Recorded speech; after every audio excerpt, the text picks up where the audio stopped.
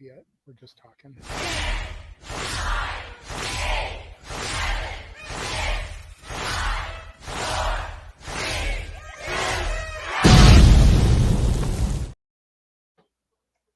It's Wednesday! You know what that means! The Stip of the Bible Network is back in full swing, giving you our first dose of content together as a trio. Welcome to our coverage tonight of AEW Grandslam Dynamite from Arthur Ashe Stadium. Welcome to the show. Hello, everybody, and welcome once again to the Stip of the Bible Network. You know what this is. I am the Seminole Foster. Always a pleasure to bring my passion forward towards for all things wrestling. Shout out to AEW fam, of course. With me tonight, as always, are my analysts. I have, of course, the Renegade Wrestling JJ Williams and the Rage of Wrestling Walter Cruz, as we are just a little bit over 6 minutes away before the top of the hour, before the action begins. And it's going to be quite a night where I'm sure we're going to have a lot of questions, maybe some answered, and maybe some surprises too. Without further ado, I think I've did enough intro, so let's go ahead and speak to the rest of you. JJ, good to see you. It's been a moment, my friend. How you feeling? How you feeling about it tonight? On the personal side of things, I've had better days, but on the professional side of things, I am here for a reason. I'm looking forward to Grand Slam. I'm looking forward to seeing how this show delivers, because if I'm being honest, there's some matches announced for Grand Slam Collision that I'm like, why are these not on Dynamite? I knew you were going to say that. Why is Hangman Adam Page versus Jeff Jarrett in a lumberjack strap match not on the Dynamite show? Why is Saraya's match not on the Dynamite show? Definitely some head-scratching questions here, but Grand Slam always delivers on pay-per-view levels, and if there's one thing we know about Tony Khan, he knows how to book a pay-per-view. Damn it. So I'm hoping that this show will deliver with all the grandeur that he is used to putting into his monthly spectaculars. Nigel McGuinness versus the American Dragon, Bryan Danielson. Assuming Bryan is cleared, let's freaking go. I love it, bro. I love it. Speaking of which, to the other bro. Walter, good to see you once again. We're back here covering AEW. Of course, we did AEW All Out. Now you're covering AEW Grand Slam. How you feeling about tonight, my friend? I'm doing well. Yeah, wrestling is an escape for a lot of us, so we all need this, as we talked off air. So I'm ready to do this. And yeah, there's some head scratchers as to why some things aren't on Dynamite, but you know, that's neither here nor there with Tony Khan's book. And let's enjoy what we get. Be grateful for what we get, not be disappointed with what we don't get. So we'll see what they do, but we got a few minutes so we can talk about some things to see if we're interested, to see our interest levels, I should say. I mean, you already know my interest level across all things wrestling, but being AEW since day zero, you know how excited I am. I was really watching the previous Grand Slams. To your point, we've had Kenny Omega, Bryan Danielson, 30-minute classic, Clara Castagnoli Kingston, battle respect for the NGPW Strong and the Ring of Honor World Championship. We had Saraya arrive. We've had Fatal 4-Ways for the Women's Championship. In fact, the Women's Championship has been consecutively defended on each Grand Slam. They have continued the trend again this year, and so much more as I could go down the line. But again, I only know we have so much time. Real quick, though, shout out to Daniel Berry Sports Highlights and everybody out there in the chat. Garmeets! I hope you all enjoy our conversation, coverage, reactions, and engagement. And again, if you enjoy what you love to hear, courtesy of the Bible Network, please support my friends. You see links down there below. Also, show some decorum, stay on topic in the chat, or you will be banned after a warning, courtesy of the producer man's up there. I'm just here to be part of the play-by-play plan. That being said, here's something that's not a match, but this could be a plan in progress. Because, of course, we know that Prince Nana is the best friend to one Swerve Strickland. But, of course, Swerve Strickland right now is MIA. After the hell we saw, RIP, he endured against Hangman Adam Page at AEW All Out. I'm very curious to see where Swerve's mind is more than his body, considering I know the lengths that Swerve's body has been put through. Not just the fact he was a man that served our country, respect, but I've also seen him literally lose flesh in Hell of War and Lucha Underground. So believe it or not, I don't think the hell he endured in that steel cage match was nearly as body decapitating as I've seen in his career in the past. And I'll just leave it at that. JJ, I'll start with you. What do you think that Prince Nana might bring forward regarding Swerve Strickland and where the realist might show up again? I think this is just going to be a formality. If we're being honest, I think this is going to be a Swerve is coming back. He'll be here at Wrestle Dream type of announcement. Mm. We all know that's going to be in his home, Washington, Tacoma. general area. But yeah, I have a feeling that's basically what we're looking at here. Walter, with the fact we got Heyman and Page versus Double J Jeff Jarrett in a lumberjack strap match, you heard me right, folks, on Collision. And if you all want that covered ahead of some very fun shenanigans that are ahead, you make it possible with your voices and with your support. I'll just leave it at that. But Walter, I'll be right again, back, gentlemen. that's fine. Walter, again, we saw what happened all out. We called it, all right? He literally brained the man into what you thought was a freaking concussion while he was sedated. Damn. And now Heyman and Page is going to war with Double J Jeff Jarrett. It seems that Heyman right now is public enemy number 1 across the AEW roster, and he doesn't care. Also believe in Joe Hendry. But do you expect maybe anything that might be beyond a formality from Prince Nana tonight, or is it just going to be more of a tease before he says that once again he will be back in the money?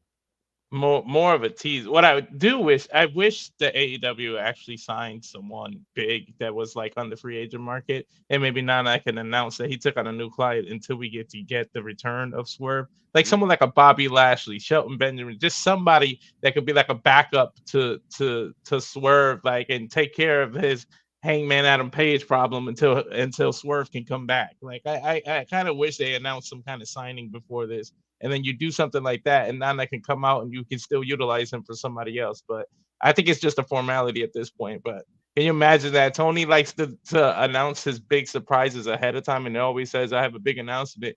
It would be nice to do a surprise, like announce, out of nowhere. Nana brings out Bobby Lashley and says he has a new client or something. Like I would love that, and that'll set fire to the internet, because we've been slow on news lately, like doing the review and everything. We need some kind of injection right now.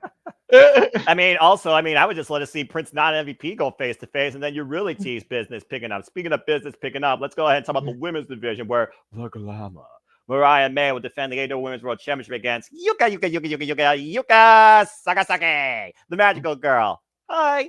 And of course, Yuka Sakasaki, she came back and says she wants that. But Mariah May's been treating her like a child. And now she wants this child to actually prove something to her, to bully her. It seems Mariah May is a glutton for punishment. Hey-yo. So now we have, of course, a AEW Women's World Championship match as we are inside the stadium. We'll talk more during the commercial, folks. That being said, Dale, good to see you. And it looks like we're kicking things off immediately with Nigel McGuinness. Looks like we might get our answer towards the question. Does Brian fear Nigel, or will we see once again the renewed rivalry of the American Dragon and Nigel McGuinness with the fine Ring of Honor for 2 years? That being said, I'll say it one more time as we are officially live. Welcome in, folks, because it's Wednesday. You know what that means? We have finally arrived at Arthur Ashe Stadium for AEW Grand Slam Dynamite. And coming out is the former World Champion, Nigel McGuinness. Of course, here with the Renegade Wrestling, JJ Williams, and of course, the Rage Wrestling, Walter Cruz. And thank you all again for tuning in. Please let my comment, tell a friend. Past the crowd you see right now, still filing in to Arthur Ashe Stadium. You see Nigel wearing that shirt, though. Brian fears Nigel. And this would be their 38th encounter somehow that these two will engage with each other in the ring. But not as many times as they have engaged in classics as rivals, arguably still debating who is the best wrestler in the world. In this case, who's the better of the two. I love the fact that he has that shirt. That is hilarious to me. Well, you know what they say also, pride before the fall, eat your words. And I'm going to just put out there right now. If Bryan Danielson shows up tonight, I expect bald Bryan Danielson. Super pissed off Ferris American Dragon that took this man to an hour time limit in one of their encounters. I expect him to come out and say he's willing to fight, but they got to make it the main event. You really want to give us this, right? The opening match? Well, you got to consider again what this is about at the end of the day. This is pride. We have other matches that are regarding the AEW World Championship. But let's find out. This is usually about the time that Bryan Danielson shows up. The fans on their feet waiting in anticipation here. They might tease it. They might save it for the main event. He won't show up here, and then he'll show up at the main event. I mean, it would be a great tease. Referee Paul Turner and Justin Roberts waiting in the ring. Good to see good old JR, by the way, part of the call. Justin's got a nice suit. I gotta say. Justin always has great suit game. Respect. Mm-hmm. Oh boy. As do you. I try. Y'all are nice. I'm dressed up nice today because of teacher student conference.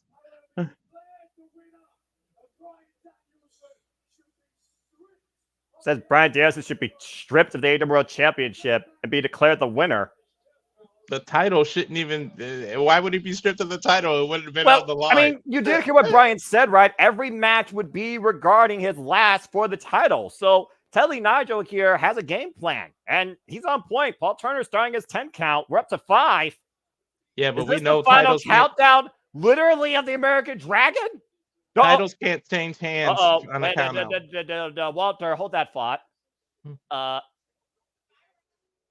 Oh, final countdown. Well, Nigel said he was going to bring away, sis. He expected Bryan Danielson to bring Europe. Looks like he did that. I can't believe they're giving us this in the opening match. Well, again, though, we're hearing it, but is he actually here? I don't think Tony would spend that much money playing this without him actually being here, right, JJ? Nigel right now in a rage. Waiting for this match over 13 years, and there he is! Bryan Danielson, the World Champion, has arrived at Offer Ash Stadium. I can only imagine what this man's mind's at with the jaw-jacking of the last literal 15 years by Nigel McGuinness and the actions carried out by Claudio Castagnoli and Jon Moxley back at All Out. I'm still shocked that it's the opener, but and the look of determination and focus on the Dragon's face. I mean, fist bumping everybody. We got Taz, Excalibur, and good old JR on the call. JR, who signed Bryan Danielson to his first contract. Of course, this rivalry dates all the way back to 2006, their first encounter, of course, at Countout, where Nigel called himself the best Ring of Honor Pure World Champion, challenging Bryan Danielson for the Ring of Honor World Championship and defending his Ring of Honor Pure Championship. And of course, that ended in a double countout, meaning that the Ring of Honor World title didn't change hands, and Nigel kept the Pure title. And they've been at each other's throats ever since. It's the final countdown. Is the title on the line or not? Well, I don't know. I think that's up to Bryan Danielson at this point. I'm just going to leave it without... I'm not going to edit the ticker. I'm just going to leave it without it saying the title. Look, let's just get together as soon as this bell rings and just keep talking about the fact we're seeing Bryan Danielson and Nigel McGuinness in 2024. Bell rings! Now I'm going to pause to make sure you're both in sync with me. Yeah. I think I haven't gotten a bell yet. Well, you let me know. It's all good. Of course, again, Bryan Danielson, 24-year vet. Nigel McGuinness, 12-year vet. Nigel, who left wrestling in 2000. There's the bell. There we go. In 2011, after leaving TNA in 2010. Held the Ring of Honor World Championship for 545 days, 38 defenses, while Bryan Danielson held it after beating James Gibson for 38 defenses and 462 days. These two defined honor for the better part of 2.5 years, and the rivalry has reached its final chapter in the final countdown tonight at Offer Ash Stadium. Literal goosebumps without them even touching. Caught up, tie up, to your point. Yeah, I swear the only reason we are even getting this match, gentlemen, is because Bryan knows his career is over. Do you think that he wanted to give Nigel McGuinness this final moment? Or yes, some of that absolutely. Pleaded for? I think it's a little bit of both. I think Nigel has been waiting for the proper moment to come back from all of his injuries and everything. You know, I think he was perfectly content sitting there as the commentator and just doing his job until he knew that Bryan was retiring. and then it became we have to do this one more time. You could You literally know, look at the amount of time JJ and Walter these two have spent in matches, the better part of over 35 minutes average when you look at their entire history. Across Pro Wrestling Noah, might I add, where mostly all they did there was tag team wrestling. I don't even yeah. think they announced the time limit, so I'm expecting at least 20 minutes out of these two right now. I guarantee you, if I know our Fresh Stadium, if I know Grand Slam, if I know these two wrestling capabilities, we could have a classic here. Go at least 30 minutes. But I guarantee you, neither of these men will accept a draw or double count out. If this show wasn't stacked the way it was, I could see them going an entire hour. Same. Exactly. You know, this is the same caliber, and trust, I'm not trying to compare the quality of wrestling between these two people, please, but this is what we are seeing basically is the equivalent of Flair versus Sting I'm on so the different. final Nitro. It's I'm what so different. everybody wants from Cena versus Orton during Yep. Cena's final run. It's just two storied rivals doing this one more time before one of them hangs the boots up permanently. And for all intents and purposes, and granted, there's been no official announcement of when, it could be as soon as Wrestle Dream in Tacoma, Washington, not far from Aberdeen, where Bryan Danielson was born and raised. And of course, we know it will either be Jon Moxley or Darby Allin waiting for Bryan Danielson for the AEW World Championship regarding that match tonight, as Darby Allin's put his title shot on the line in what will be Darby versus Moxley 3. Can Darby Allin finally beat his mentor, icon, idol, whatever you want to call it?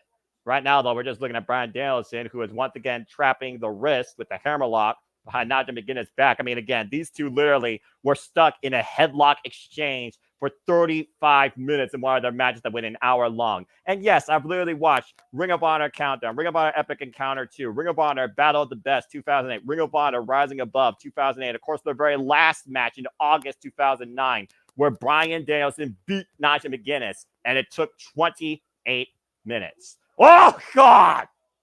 You know what's a little sad? We Out of might Nigel, but Nigel liked it. Look at his expression. Well, how long has Nigel been waiting on this? Again, we're talking about this is literally the 15th anniversary of these two's rivalry. Oh, man. What's a little sad? We may see the end of both of these men's careers coming up in 2025, or maybe this year. I mean, that's fair. This could be Nigel's only match. He could be coming out of retirement just for this moment. Talk about ending their career the way you want, win or lose right now. That's the best thing a wrestler can hope for. And again, Nigel having the time of his life. How fitting we're in New York. Nice shots midsection, but a kick at the hamstring there. Oh, that looked a little low, though, according to Nigel, as Nigel's grabbing his personal area. Yeah, that did. It looked like right on the cup. I mean, you know, it's all about the pinpoint accuracy when you tie up the inside of a hamstring, you know, the largest muscle in the leg. I'm just saying. Take another look here on the replay. Oh, that was a little high. I'm not going to lie. Well, Nigel, though. High and inside, though, strike one. Exactly. Okay, Bryan Danielson covering up. Change of position. And Bryan teeing off against the midsection of Nigel McGuinness here. Trying to open up and now trying to trap Bryan. Double wrist lock. Coming very close to the body. These two work like machines. It is insane to see these two students of Robbie Brookside, the student of Lord William Regal, one of the best to come out of the UK and one of the best in the world of all time in this business. And Ring of Honor history. Sharing the moment here tonight in All Elite Wrestling. Bryan may know something we don't know because he is really focusing on Nigel's abdomen. Well, we know that Nigel McGuinness, he retired because of the extent that the business had on his body, particularly an arm injury. Again, his last match was back in 2011. Beautiful transition to the crossface lapel lock. You talk about all their trainers and everybody that helped mentor him. Let's not forget Bryan Danielson was one of the first students of Shawn Michaels' wrestling academy once Shawn Michaels stepped away from the ring due to his back injuries in '98. He may be the reason Shawn Michaels had that itch to come back for that last run. Teaching his students might have lit that fire back out on him. He was like, maybe I can go at it again. Well, again, Bryan Danielson, he only had a hiatus from wrestling between 2015 to 2018. 2015, we thought the American Dragon was done. Danielson, though, still grabbing that right wrist that hasn't recovered ever since his match against Kazuchika Okada. And now Nigel smelling blood in the water, attacking the right arm. And we know he loves to go for that London Dungeon, that double wrist lock. Oh, Thank goodness. Thank goodness for the stride we've made in medicine and technology. Because if Brian would have injured himself the way he did now, back in like the 80s and 90s wrestlers, he wouldn't have been able to come back. oh there's That's no very doubt. fair. Yeah, let's say there are some advances in modern medicine that actually are worthwhile. And again, Nigel knows also he has till 10 on the outside. We've seen these two literally share and spill blood and go outside into the audience. And again, pinpoint attack on that right wrist. Well, you take away his weapon, his lapel lock. You can't really lock it in with an injured arm. So Well, smart. we know that Nigel. Nigel McGuinness. Well, let's go ahead and talk about some of their tools here, because I could literally tell you the guys to tell the tape, but you want? Oh, wait a minute! Whoa, my word! Danielson able to get out of the way just barely. To your point, Walter, you also removed the cattle mutilation. Exactly. But you know he still has the second knee, and we know that Nigel McGuinness, he has two good working arms for the jawbreaker lariats. Ring post wins every time against the human body, no matter what limb you throw into it, though. And this looks familiar. Oh! And Nigel literally driven headfirst the ring post while driving Bryan Danielson's right arm into the ring post. And I've literally seen Nigel busted open from that very spot. I'm a little surprised. You know, he has the heavily taped kinesio tape on his neck, and Nigel's focusing on his arm and not his neck. But like I said earlier, I guess he's trying to take away his different weapons. But we also know, again, to my point, there's a London Dungeon being applied.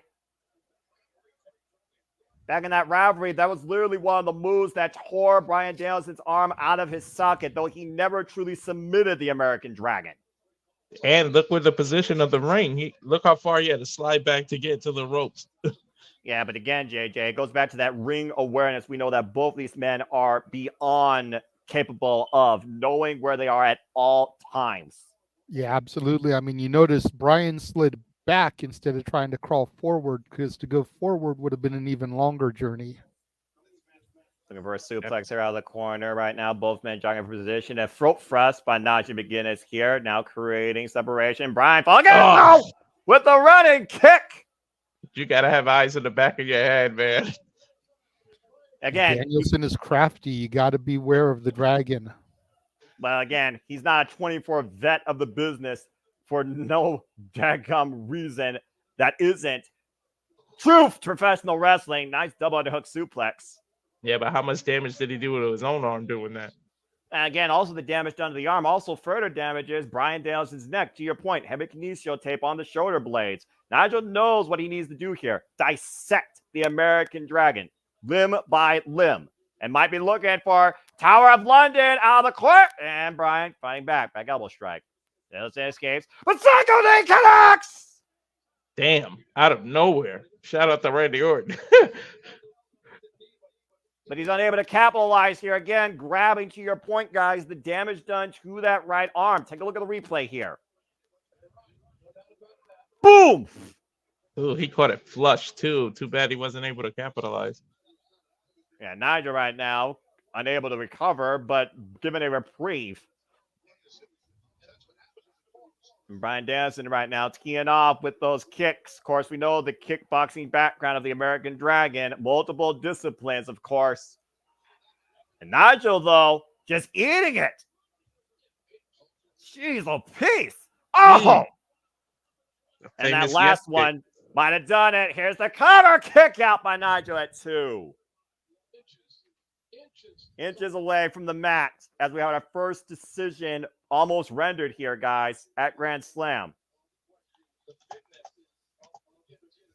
Talk about, again, also, we got to consider ring fatigue, ring rust. This is not to begin as his first match since 2011 after he arrived at All In. He seems like he didn't even miss a step. Clearly, he's been, again, look at this. Dear God, look at this. The way that Bryan is wrenching his neck. That cravat. That's unique. Uh-oh. Oh, man, he absorbed all of it. Great combination. Taking Bryan down, hooking on their legs. Enough air kick out. Oh.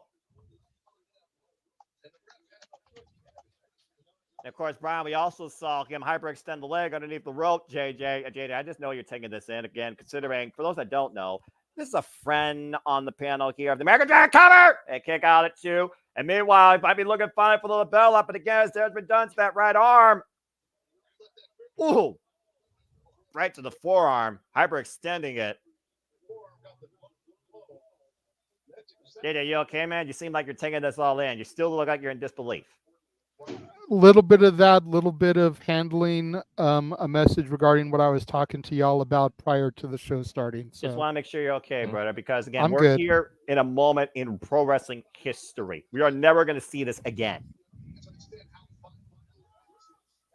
And that's rare to say in wrestling industry. God! This may truly be a once in a lifetime. Well, in 2024, we've seen it multiple times before, but this may be the last in a lifetime, I should say. Yes. Unlike Rock Cena, that was once in a lifetime, became twice in a lifetime. This is, again, to your point, Walter, quite possibly the last in their lifetime. Uh-oh. Jawbreaker lariat! Is enough here? 1 count! Only a 1 count. Holy hell, and Brian is fired up. He caught that flush and pinned immediately. No hesitation, and Brian's still able to kick out at 1. You want my all? You want to prove a point? You want to prove that you're better than me? Well, I'm going to make sure that you show it. You know, we could say what we want about AEW's recent attendance, but this arena looks full, and I think a lot of it has to do with this match. Absolutely. There's reportedly over 7,000 tickets for tonight's show. And prior to the announcement of McGuinness Bryan, they were only at about 4,000. So you do the math, how many extra people decided they wanted to show up for this clash right here. This goes out to any fan of professional wrestling. You are looking at Ring of Honor legacy here tonight in AEW. And once again, looking for the London Dungeon, the double wrist lock. And again, nice up kick though by Bryan Danielson, who survived another ridiculous ripcord lariat. And again, Nigel McGuinness, relentless assault on that right arm, but Bryan still finding a way to create separation. You know what I do love about it? They didn't overdo it with the promotions because they kept the thing of, we don't know if he's going to be medically clear. So they didn't do any hype videos. They didn't really do it. Like, it was kind of intelligent. As much flack as we give Tony Khan, this was actually kind of smart to do it that way. Sometimes less is more, Walter. All you need is 2 men capable of demonstrating what it means to call yourself a professional wrestler inside those 4 ropes. Well, I mean, if you think about it, you know, again, granted, they've got a storied rivalry, but this match right here came together within 2 weeks. Cover, London, cover! Kick out! Beautiful. We talked about ring awareness. Look how Nigel positioned himself to be where the ropes are so that Daniel can't use the ropes to kick out. And the beauty of what you said, JJ, for us, it's 2 weeks on screen. For these 2 men, Nigel preferably, it's 15 years stewing. And again, back to the right arm, the assault continuously on the upper forearm, trying to render the grip of Bryan Danielson useless. To your point earlier, no label lock to come in play, no cannulation to come in play. Now already felt the recycled knee, so he knows what that weapon's like. But he's trying to make sure that Bryan Danielson can't use technique. Again, you mentioned it earlier that he my word, his arm right out of the socket in a previous match. I'm sure Nigel doesn't forget history. He remembers what he did last time. And again, they're trying to tear the arm out of the socket while also applying pressure to the back. Bryan Danielson rolling through though, and now Bryan might be looking for those hammering anvil elbows. He literally incapacitated him against with these in one of their matches. And again, using the left arm, the less damaged arm. He's prone to do it again here, Noah. Look at Nigel. Look at both men here, JJ, in this classic. We're over 15 minutes in this match already. Talk about the fitness. We talk about the mentality of Bryan Danielson. Talk about the drive. And to your point, Walter, seemingly no ring rust being shown by Dr. McGuinness here tonight. None at all. Looks like it's like riding a bike. He picked up right where he left off, I guess. Again, also, Bryan Danielson's probably fueled by what Jon Moxley did to him. You know he's going to have a receipt or an answer at some point to the Death Rider. But clearly, all his focus right now is literally putting arguably his greatest rival in his career in his place, beneath him, and humble him again. Again, high kick here, knife edge chop exchange right now with these two men. You mentioned Moxley. You know Bryan Daniels, he's going to be real attentive of that Darby Allin match because I think a part of him wants Moxley to actually win that match so he can get his hands on him. Oh! Again, Nigel, so cerebral here. Again, right back to that right arm, and Bryan Danielson down to his knees, wincing in pain. And once again, to your point, Walter, I think Mox is the one that I wouldn't want to be in that match. He's been champion a few times. Oh! That's true. Come with another lariat, come out of the ring, kick out at two again by Bryan Danielson. Mox is a 3-time champion. If Bryan is going to go out, I would rather see him elevate somebody like a Darby as opposed to move the belt back to Mox and make him a 4-time champ. But it goes back. I totally agree with you. But it goes back, JJ, to that point again. Is Darby ready? And again, that still remains to be seen. He still has to get through right now. Gatekeeper, to your point, Jon Moxley. And meanwhile, Bryan Danielson is once again trying to lock into the bell lock after surviving another ridiculous jawbreaker lariat. And Danielson with the grip, trying to apply the grip, trying to prevent the vision, trying to compromise the breathing, keeping the body towards center. Nigel trying once again change position. You want to see him give it to the young guns, and no, I don't mean Billy's kids. I mean, people like people like Darby Allin. Those people, you want to see them get elevated to the next level. Oof. You need a talent like Bryan to do that. Damn. Well, see, when you started talking about young guns, I thought that you were going to talk about Emilio Estevez and Lou Diamond Phillips and Kiefer Sutherland. Bryan Danielson looking to make somebody famous here. Well, right now you see Bryan Danielson trying to tie up Nigel McGuinness here, but Nigel trying to get the shoulders down on Bryan. Bryan, though, trying to readjust his body again, changing technique. He doesn't have the proper grip. Again, though, this time he might have it, though. LeBell like a ply middle of the ring. Vision compromised. Can Nigel find escape? Again, the gripping, though. Look at the way he's using his grip here. Dead center in the ring, and he's covering his nose so he can barely breathe. He's going to tap. Center of the ring. He's on the verge of tap. He tap. Bryan Danielson fucking wins. Good shit. That was about 20 minutes. We called it. The hell of a match revisited in the final chapter. That's their rivalry as the final countdown for Bryan Danielson continues, as you said, JJ, on their way to Wrestle Dream. But mad respect to what Nigel McGuinness brought back here tonight. I hope now he can finally put this rivalry behind him. Seriously, I want to see a handshake. I know it's not traditionally Nigel's character, especially with the rivalry he's had with Danielson. But if this is, in fact, the final countdown for these two men, they need to break tradition and show that respect, that honor from Ring of Honor that they were bred with. I'm with you, and I'm with you on that. Yeah. Oh no! Wait a minute! Oh no! Oh no! No! Oh yes! No! You gotta be fucking kidding me! He's not gonna cash in his opportunity. He better not. He's out by himself. You know exactly what that manipulative false father figure is going to do. He's going to try to tap him behind. Notice who's not with him. That guy screwed up arm, by the way. I think he's just trying to show Bryan, like, don't forget, I can cash this in at any time. If he puts a signature to paper, then this match starts now. Wait. But look behind him. Look behind him. That Kip Sabian? Yeah, that is. What's he doing? Stealing the pin. Well, I mean, hey, if it's not signed, then it can't officially happen, right? He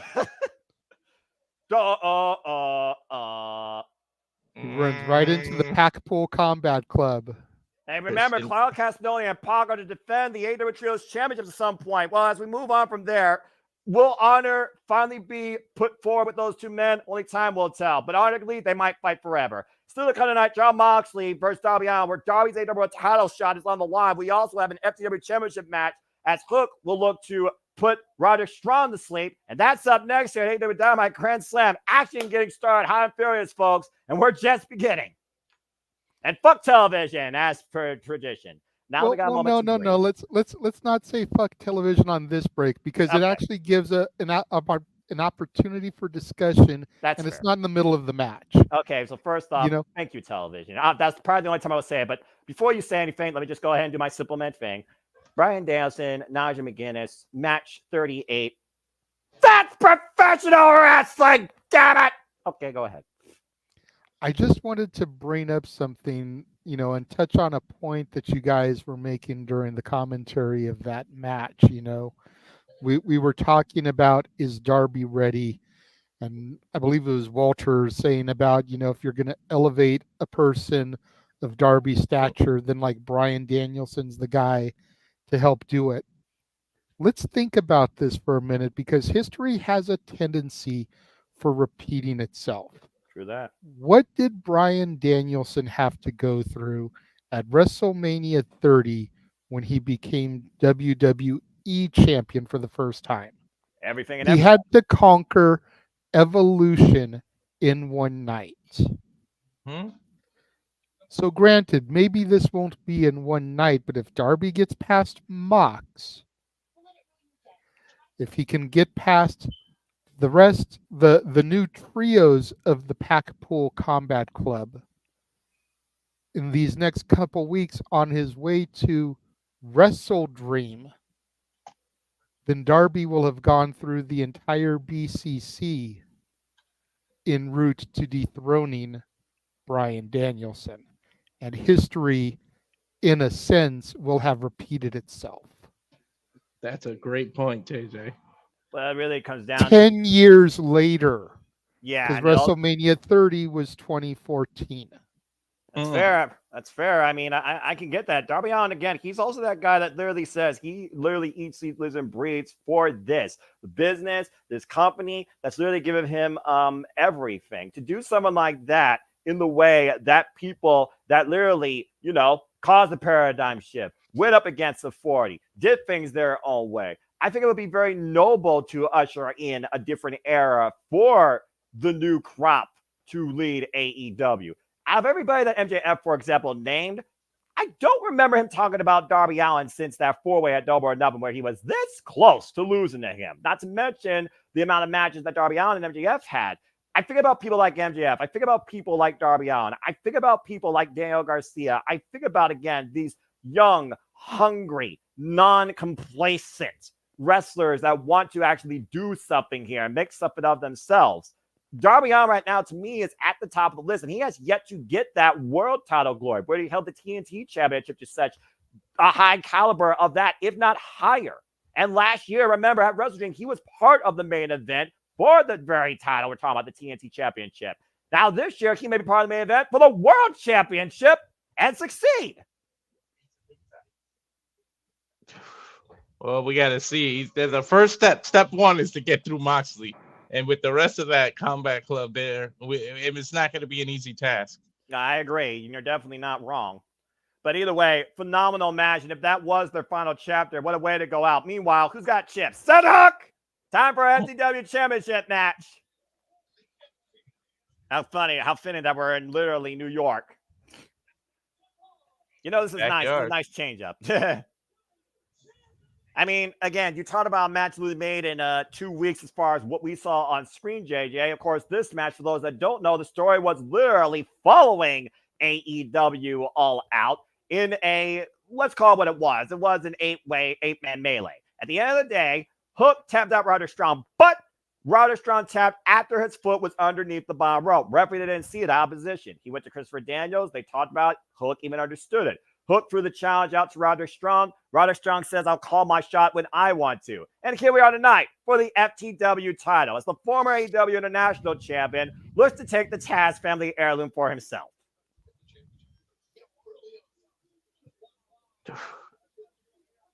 And of course, Hook, cold-hearted, handsome devil, the guy that doesn't even pay attention to his opponent before the bell even rings as we wait for Roderick Strong and the Undisputed Kingdom to arrive. Yeah, and that's never a good idea because you leave yourself prone to an attack, and especially with a seasoned veteran like a Roderick Strong, you don't want to give somebody like him any kind of leeway, any kind of opportunity to stick it to you before the bell rings. Yeah, but Hook's Yeah. always been like that, JJ, quote unquote, a renegade. He doesn't give a damn what the numbers are or what he's against. He considers nobody really a threat. You saw what he did against the Learning Tree at AEW All In. But of course, Roderick Strong, the Undisputed Kingdom, they have a new vision on different golden intentions. After the Undisputed Kingdom not only lost the International Championship, but we just saw this past weekend on Collision, Matt Taven and Mike Bennett lost a bunkhouse brawl and their last chance for the Ring of Honor World Tag Team Championships. Very personal reflection backstage after their loss, too, where now they might be looking to eye the AEW World Tag Team titles. I for one, is still surprised that the freaking Undisputed Kingdom is still a thing. I Well, completely agree, yeah. but you think about it, Grand Slam is an opportunity for huge moments. And to Wesley's point, could we get the return of Adam Cole, baby? Last I heard, he was in a ring working out. He was cleared enough to where he could get back to getting in the ring and working out and trying to get back into ring shape. Could this event be what brings him home? I mean, it was a year ago at this event that he jumped off of the entrance ramp and fucked his ankle up. You know what? I just thought about that. That's probably the reason why they don't have a raised ramp here for the first time in Grand Slam history. That's a good point, JJ. Bill raised the Continental times in the way. Why'd you gotta bring up that bad habit? Though I really hope he doesn't break his leg or his freaking head. And when he does come back, what's his focus? Because MJF is on a whole different path, so we gotta see. Well, yeah, we also don't know when MJF's gonna be back. We know we're gonna get an update regarding for Stringer Prince Nana, but MJF, he's been gone since Daniel Garcia tombstone pile drive off the second rope at All Out. And right now, you see Roderick Strong to the side of the backbreaker, controlling the wrist. Hook with the takedown, though. Ooh, beautiful takedown, sweeping takedown by Hook. Again, when you're the son of the Taz Mission, I mean, the Taz Dojo disciplines you in certain ways of taking down your opponent. And again, the Undisputed Kingdom coming to Roderick Strong's aid. And let's keep in mind, this is FTW title. You know what that means. FTW rules. Anything goes. And that can mean a lot with the other two nincompoops on the outside there. There's a word I haven't heard in a long daggone time. Me neither. I don't know how it popped in my head. Near the midsection, Hook teeing off against Roderick Strong against the barricade. Good grief almighty. And again, folks, if you wish to engage in this, I encourage you to support your local providers and support the wrestling business and find it on a medium or a streaming service that can be reliable and affordable to you. We do not pirate content. We provide alternative commentary coverage. But thank you for tuning in. Swing and a miss. Oh, damn. Oh, man. Did you guys that one didn't miss? Yeah. JJ, you got a sports reference for a New York Yankee that could swing as good as Hook did? Russian leg sweep. Babe Ruth, man, calling his shot, sending the ball to the upright. That's fair. I was thinking. I guess that would be Aaron Judge nowadays. Who? Uh-oh. Mike Judge, what? Right. And Mike Bennett just got hooked by a hook. Oh, God, Matt Taven wiped that with a clothesline. Turned inside out. Oh, right, Roderick Strong. Oh, Jesus. That was a unique toss to the ring post. Hook, that wasn't a back post. That wasn't even a back. Yeah, that wasn't even a backbreaker, guys. That was ribs first. Can Cook get back into this? Stay tuned. Wrestling Clyde picture in picture. I'm not going to say fuck television for once because this match says fuck everything. Well, I was going to say this time you could say fuck television because we're actually going to commercial during the match. But knife edge chop. Well, to your point, Taz was the human suplex machine, and Hook obviously the son of Taz. The mini suplex machine. Roderick Strong, the master of the backbreaker. Which one wins? Like the backbreaker or the suplexes? As we see a brutal backbreaker from Roderick Strong there to Hook. Well, let me ask you this question, $50 follow-up. What do you think there's more possible ways to do in Eastman's arsenals? Is there more way to put a person to sleep, or is there more ways to attack and break a man's back? I think there's more ways to be put to sleep, to be honest. I mean, I don't know. It's like I feel like breaking a man's back, I have watched Roderick Strong for damn near 20 years. Russian leg sweep. And I have seen him pull backbreakers out of nowhere. Now, I'm not saying that there's not a lot of different suplexes, but Cover. you've got your basics, your vertical, your butterfly, your German, your northern lights, your Yeah. dragon, Tilt the and that's world. really about it. Like you've got just a handful of suplexes, but Roddy is so proficient in those backbreakers, much like the way that Randy Orton can pull a RKO out of nowhere. Roddy can turn just about any move into a backbreaker. Yeah, this is accurate. Hey, it worked for Bane in Dark Knight. This is Gonna also say, accurate. like Bane broke Batman's back. I saw the scene. I played the video games when I was once a wee lad. I saw the freaking clash with those two in both movies and fracking TV shows. Batman was always a dark series too. Speaking of dark here, Ryder Strong looking to make Hook's vision go dark, and we all saw Hook was once half blinded by the wizard Chris Jericho. As Ryder Strong right now is looking for his own submission here, grounding Hook. Now this is something you normally don't try and do against Hook. I'm just saying. The side headlock applied here. Slick gets back to the vertical base. The Ryder Strong trying to hook up another backbreaker. Elbows to the side of the head. Of course, Hook regained this title, beating the Learning Tree and Chris Jericho at All In. The Ryder Strong, great takedown again. Hook of the leg. Whoa, inside hook and 2 counts. Yeah, I gotta give it to Taz because if my son was sitting there wrestling and I'm on commentary, I don't know how unbiased I would be. I mean, this is Taz we're talking about. So, I mean, do you really use unbiased and Taz in the same sentence? Knife edge chop. I'm just saying. JJ can vouch for me. Oh, open palm strike. Knife edge chop here. Well, we've seen him get involved with the match to get him back the FTW title. Look, a father can only take so much when they see their son being mistreated, especially by some sort of like laws that he laid the foundation for and others abused. I don't blame Taz at all. What? And you mentioned the Northern Light suplex earlier. There you go. I mean, I don't think you're going to need a counter for this as much as you're going to need super kicks for later when the Young Bucks defend the AEW Tag Team Champions against Kyle Fletcher and Will Ospreay. So they're coming as we're back here at Grand Slam. FTW Championship on the line. Nice shoulder capture suplex that time by Hook. Trying to get the momentum going here. Running for Roderick Strong with the clotheslines. We've seen this title change hands a couple times since it was introduced. What do you guys think Hook is bringing to it? Is he elevating it to the point his father is? Is this a legit title? What do you guys think AEW is doing with this? JJ? Or how they're doing it? Interesting question. I'm very torn about the FTW Championship in general because at its inception, when Taz brought it into ECW, it was because Shane Douglas was injured. Shane Douglas had been ducking him for a while, and Taz felt like he deserved the opportunity to be world champion, and he wasn't getting it. Hook is not at that level yet, and I'm not sure that very many of the champions that have been champion have really been at that level, with the exception of maybe Brian Cage, the inaugural AEW FTW champion. Because who better? But I feel like it's just a way to kind of tie back to the original ECW, which Tony was a huge fan of as a child. You hear him talk about how Shad Khan used to take him to the ECW arena and stuff and would go and see ECW shows. Cover, driving him down face first, 2 counts. I feel like having the title in the company is just kind of his way of paying homage to that aspect of his life, much like buying Ring of Honor was. It's also, I feel like, a way that you pay, respect to a legacy, even if a legacy has less mention nowadays here. Because to your point, Ring of Honor, ECW, we see what he's done with NJPW, honoring Antonio Inoki. That was the whole purpose behind Wrestle Dream last year, as it got Wrestle Dream literally the second one a couple weeks away. Oh my gosh! Ouch. Sayonara Pro cover.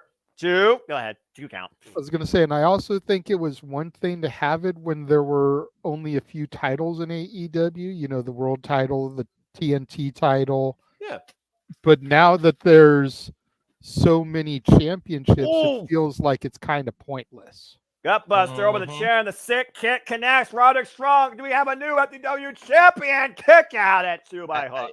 That's how I feel. I feel like it's more like a catering title. Like it caters to only certain wrestlers, and then that's it. There's not like something that MJF is gonna want to go after, or your the big people that you watch AEW to see them, like their Moxleys, and those aren't really titles that they're really gonna want. So it's kind of like stunted to a certain division. It's almost like the cruiserweight title, like it's to a certain division. So for me, it's like He's I got the don't Red know. Rum locked in, and I think Roderick Strong's about to become another victim of this said division. To your point, middle of the ring, and there's no choice for Roderick Strong. Tap out here. Hook wins. That didn't take very long to tap out either. Well, I mean, when you're locked in that Red Rum, literally, you're going to sleep, and you got nowhere to get to the ropes. Roderick Strong was in a no-win situation. You know what's sad, guys? It What? wasn't until I watched The Shining that I got the purpose of Red Rum.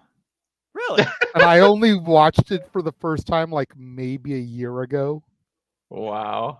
As old as that movie That's is, fucking- as much as I like horror movies and That's a Jack super old Nicholson, one. like I had never seen it before, and it wasn't until I watched it to reviewed it that I finally got it.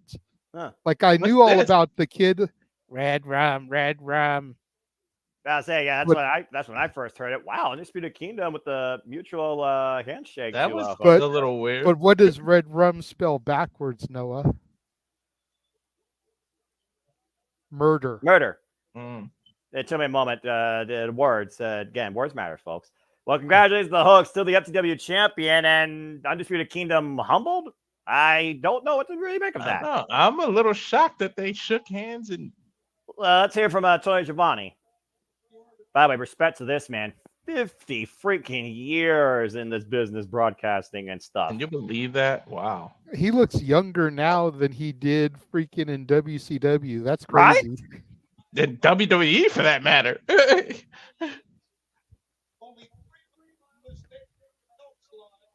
Talking about the history of this title, Elks Lodge, 3 miles away from that stadium. That title was born there by the father, Taz. And what a moment for Taz looking at this. I would have put the belt right on my dad as he said that. What? Oh, shit. Wait. All good things must come to an end. Is this the retirement of the championship? Happy family. I'd like to thank. He's resting up there. Defending this championship right here. That was quite a few. We brought it up. I think each one of his fans. Hey, I've enjoyed the FTW title. I've had a lot of fun seeing the hardcore madness behind it. I've enjoyed it. And for now, this very moment, He's probably going to put it in front of his dad. FTW championship. What? Officially retired. See? He called his dad over. Wow. Back to his old man. Mm-hmm. A very Nice unexpected hug. moment. That's a moment, man. I mean, again, born literally 3 miles away from this venue back in the 90s, now in 2024, retired by the son of Taz in Queens. Taz Respect. wiping the tears out of his eyes. Little show of emotion from the hardcore icon. 9 months early for Father's Day, but hey, I mean, I'll take it. it's one of those things. He's seeing the rise of his son, and he's also seeing literally proper closure of a legacy he created. Coming up next, though, like number 10 terrorists are on the line. Young Bucks defend against Will Ospreay and Kyle Fletcher. But that does lead the question now, what's next for Hook? Good question. Wow. Well, as we got a moment to breathe, let me just go ahead and say again, thank you all for tuning in. Hope you're enjoying our discussion, our coverage. Please support my friends as we demonstrate our passion here at the Simply Reliable Network across all things wrestling. We, of course, will be back here with shenanigans this Saturday. Collision up in the air, depending on, timing, and also supported by you all. If you want to see Double J, Jeff Jarrett versus Heyman Adam Page, Saraya versus Jamie Hayter, Saraya Rules, Conglomeration versus Learning Tree and Tornado, Tag Madness, and so much more. Hold on, Noah. Not just any normal shenanigans this Saturday. Yes, I know. I wasn't trying to go that far deep. Thank you, Walter. Damn you. But also, of course, there'll be more City Predicting. We'll be back here, of course, covering further wrestling. We have CW premiere for NXT next week, Tuesday. We have AEW 5-year anniversary. We have WWE Bad Blood. We have AEW Wrestle Dream. We have Title Tuesday and the following CW right now. Simulcast talk up in the air, possibly happening, not yet official. And of course, we have Battle of the Belts. This and so much more to come here occurs in the Simply Reliable network. But that being said, thank you, Hook. Thank you, Taz. Farewell, FTW. Huh. Wow. Man, I did not. First surprise of the night. I didn't see that coming. Well, I feel that to JJ's point, though, it is fitting. It really is a full circle moment and a generational moment at that, too. Taz had two reasons to be emotional tonight, both justified. I got to respect that. Well, again, we got a moment to breathe here. Anyone else have anything to say in the meantime, or a plug, or a shill, or a promote before we get back here for the tag title match? We'll talk more about the story behind it, the battle of brothers versus brotherhood, family versus empire, elite versus more than elite. You tell me. So again, we'll talk more about that here in a little bit. Because again, that kind of threw me off. But yeah, this is a nice setting point, honestly. So nothing for me to show right now. I'll save my shows for the end of the evening. I just noticed though when Walter sat up a little bit straighter, it's like he's actually wearing a button-down dress shirt. Is Walter here trying to compete with the Sickle Man for some style points? Am I encouraging this? What am I doing? Like I'm sitting here in a t-shirt and everything like normal, but like Walter, granted, I know where he was prior to going live, but like it's uncharacteristic of Walter to be sitting here in a button-down dress shirt and his hair all nicely combed. Respect. I like it. Just had to throw that out there in case the viewers hadn't noticed it. Right. I think that's brilliant. Well, again, so for those that are wondering, let's just go ahead and take a look real quick actually at you all in the chat. Shout out to Wesley, Safety, Daniel, and again, Daniel Barry. Thank you all for tuning in. As we are going back in here, there you see a lovely overhead shot of Queens, New York. As again, we're in Opera Stadium. Let's return to the ring and get ready for our next match with the Dapper Yapper, Justin Roberts.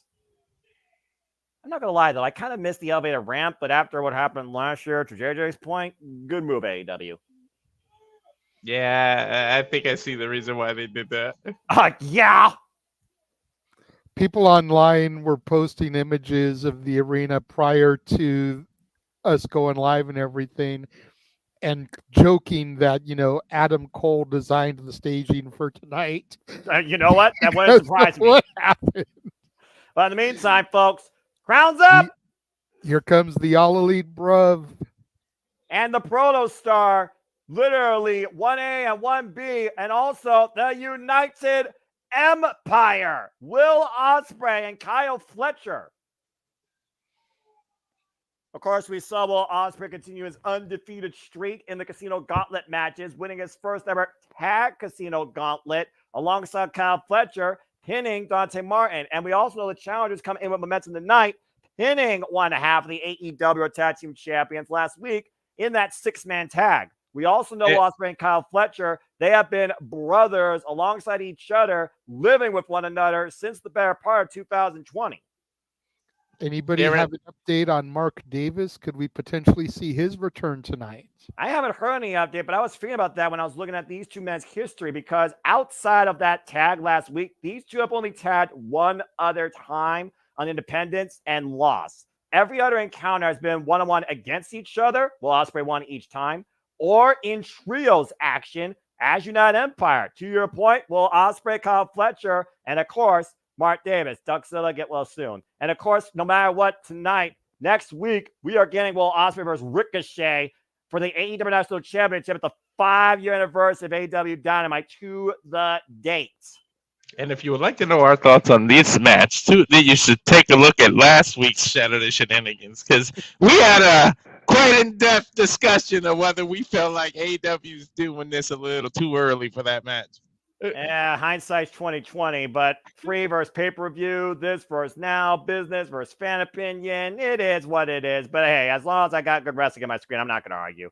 But I know everyone's going to argue against these two men. your EVPs, your AEW Tag Team Champions, Matthew Nicholas Jackson with a record of 10-2 this year, going into, since they won those titles at Dynasty in April, their third defense. Shout out to Gene for a second. I'll steal his shtick, but I'm not gonna stay that like that. But that was for James, because we know how he feels about the Young Bucks like us. He doesn't even hate them as much as I do, and I still keep my face towards the TV when they're on. Me too. I mean, Well, granted, I feel like I'm gonna vomit every time. Look at the way Osprey and Fletcher are mocking them behind them. That was dope. You know what I call them? The young something that rhymes with Buck, but Well, yeah, I call them the dumb F. Bleep. Because let's be real, they're not that young anymore. Right? To your point, they also now on a And part-time. what the hell is in his hair? I'm not even going to talk about I that. don't know. I have Something they're probably gonna choke him with.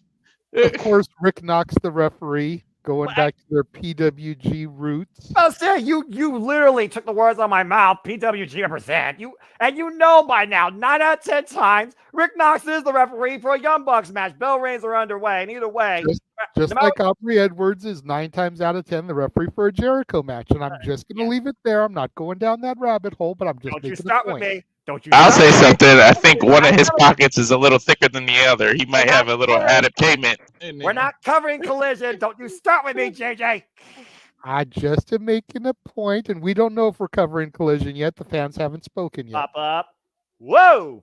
Pop up Tierra's takeover on Will Ospreay. Now Kyle Fletcher looking to come in.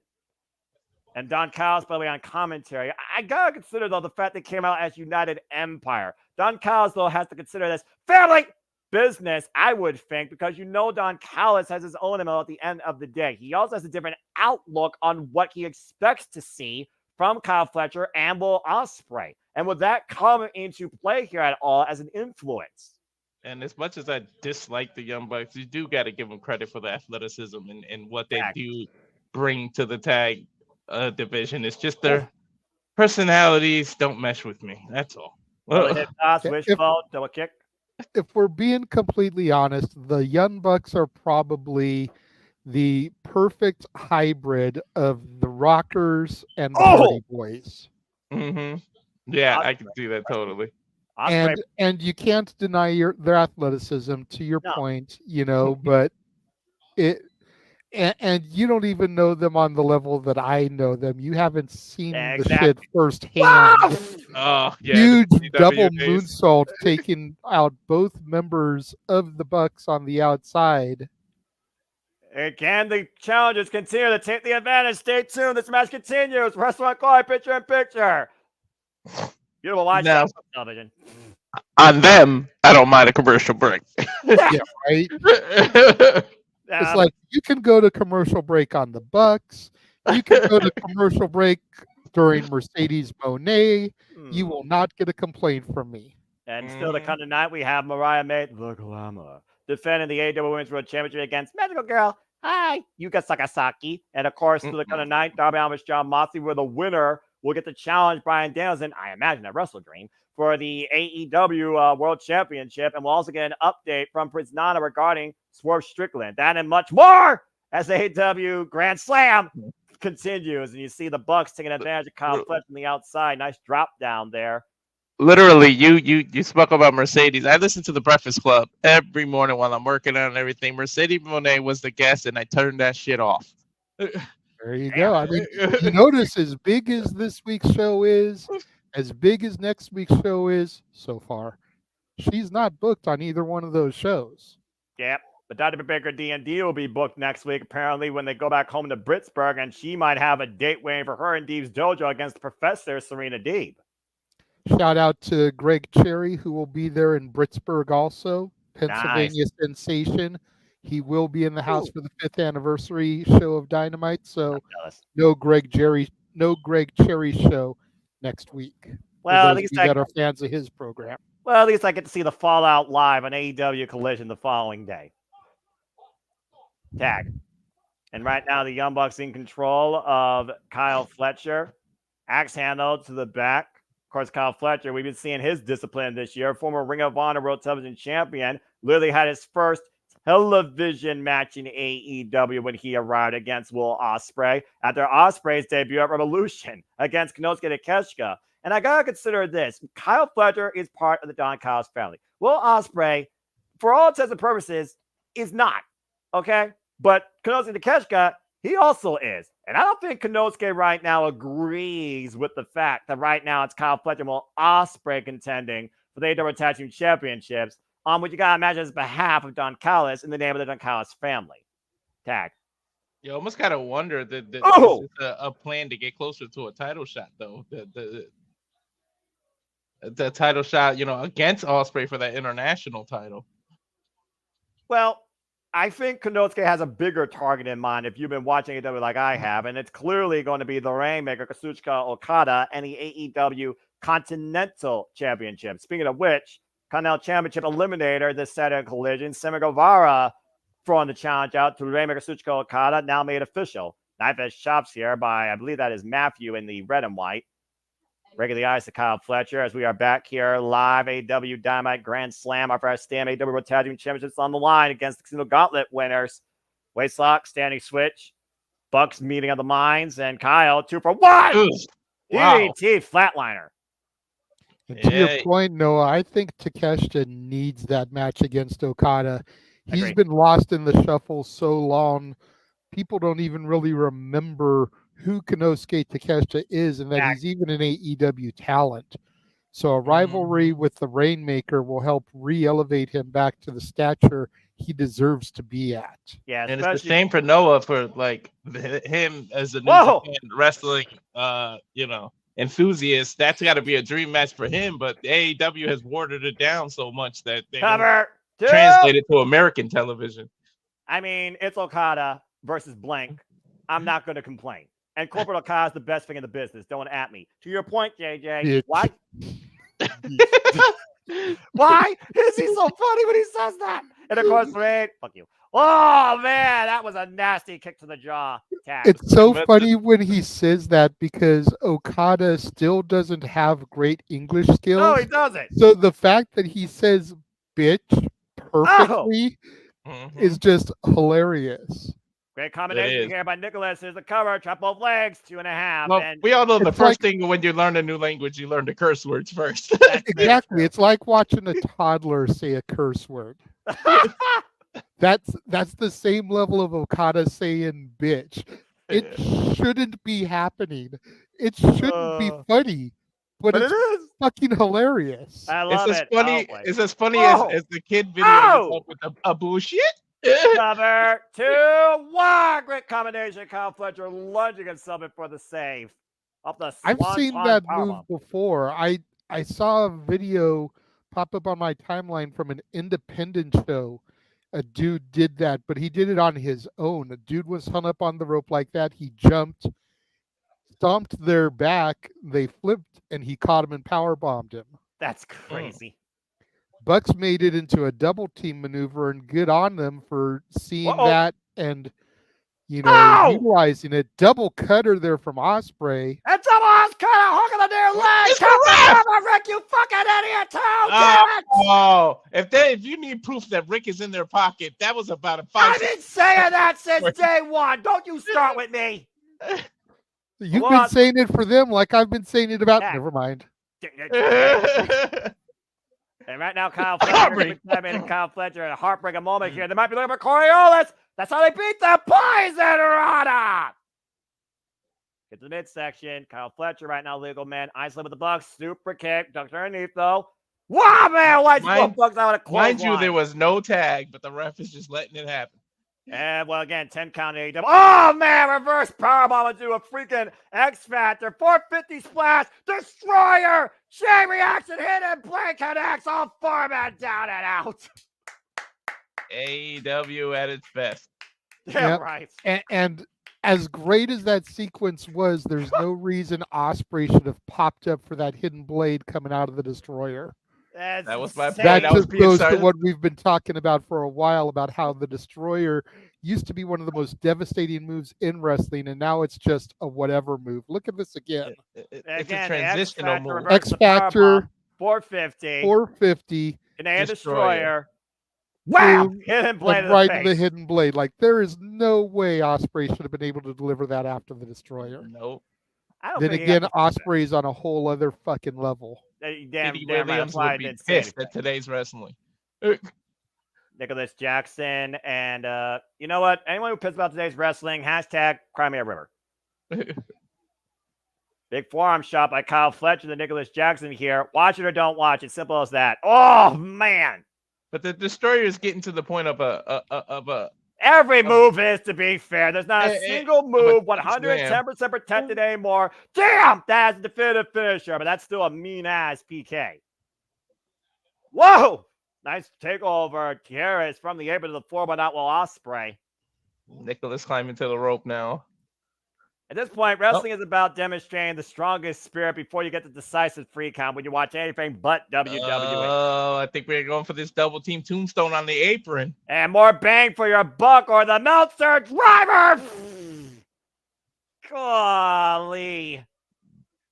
Where wood meets steel and meet Kyle Fletcher's cranium.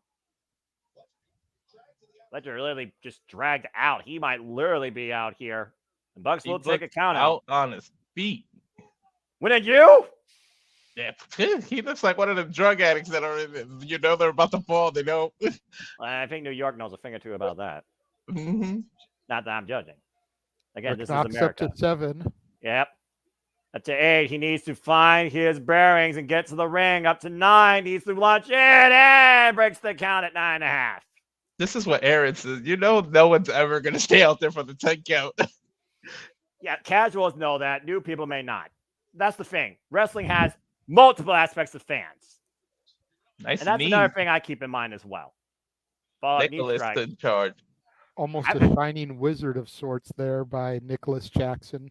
2 years ago, we saw the AEW Tag Team Championships change hands when Swerve and Argore lost them to the Acclaim. Can we see an upset here again tonight? Stay tuned. Let's quiet picture in picture. Two commercials during a Bucks match. Go ahead, AEW. No, it's too much. Seriously. Yeah, but you notice Danielson and McGinnis didn't have any fucking commercials because that shit was fucking quality. Well, that's professional wrestling, damn it. I mean, we're talking about Ring of Honor legendary legacy. And honest to God, if Nigel McGinnis never wrestles again, I'm satisfied. I don't know about you, but I wouldn't mind. I wouldn't mind that being my swan song if I was them. How happy was he during that, too, to your point that time when he just was eating those shots from Bryan Danielson? Beautiful. I did kind of wish that we got what JJ said and just a traditional shake your hands, well, like a ROH. But who's to say? Let me just put this out here. Who's to say that when the final countdown hits 0, we finally do get that handshake or embrace by Nigel McGinnis?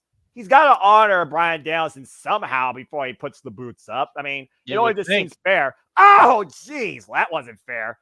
That double stomp at the cover. Well, Ospreay saves it. Continue. Damn, that was a hell of a move, though. Again, we talked about before. Questionable. Ah, jeez. DDT. Slingshot DDT on the apron. Will Ospreay dropped on his head. We talked about it before. Questionable morals. Incredible athletes. Exactly. Simple as that. And a massive swanton. Shouts one of their idols in the Hardys. Cover. Hook the near leg. Kick out at 2.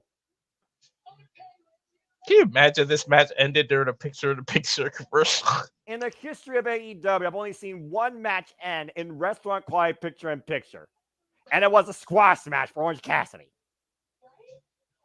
Now, I don't know whether or not that was just circumstantial, bad timing, or just the whatever, or just what the F, you tell me, but that was years ago, as we approach AEW's 5-year anniversary. Thank Christ this company's exists. Fletcher is busted open. I'm not sure if it was that knee strike or the double stomp, but he is Mr. No-Good Driver hasn't done the deal. He hooked the leg 2.5. Tag. I'm not sure if you notice, Noah. I don't know if it happened during this restaurant quality, but I don't know what cut Fletcher open, but he's bleeding.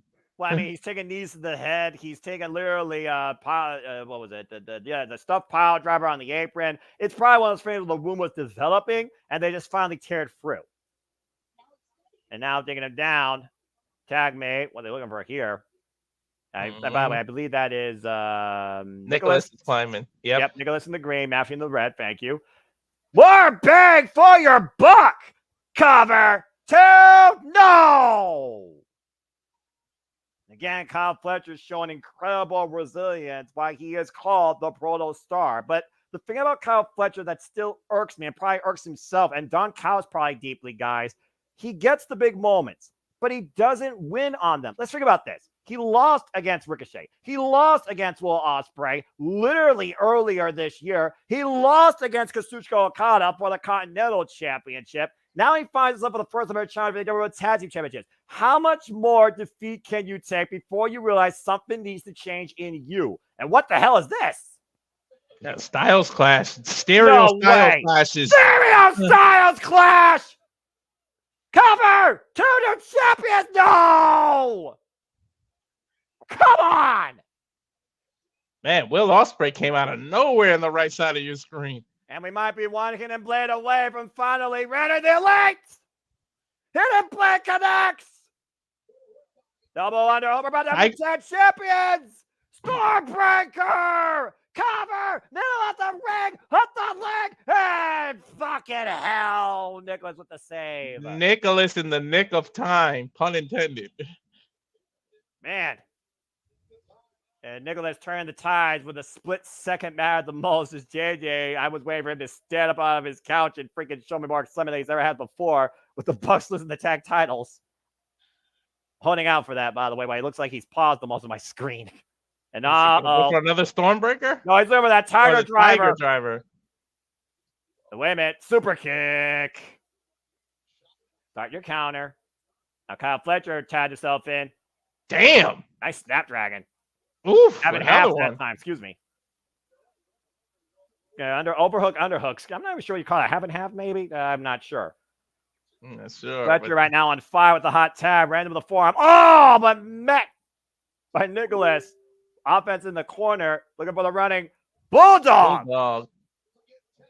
Good grief. Setting up for something. He's pointing at the ropes. Matthew. I mean, they've hit him with everything except the proverbial kitchen sink. What else do you do to this man at this point? I don't know. Might be more bang for your buck. And Ospreay, though, trying the leg of Nicholas. Meanwhile, Kyle Fletcher looking at Tombstone.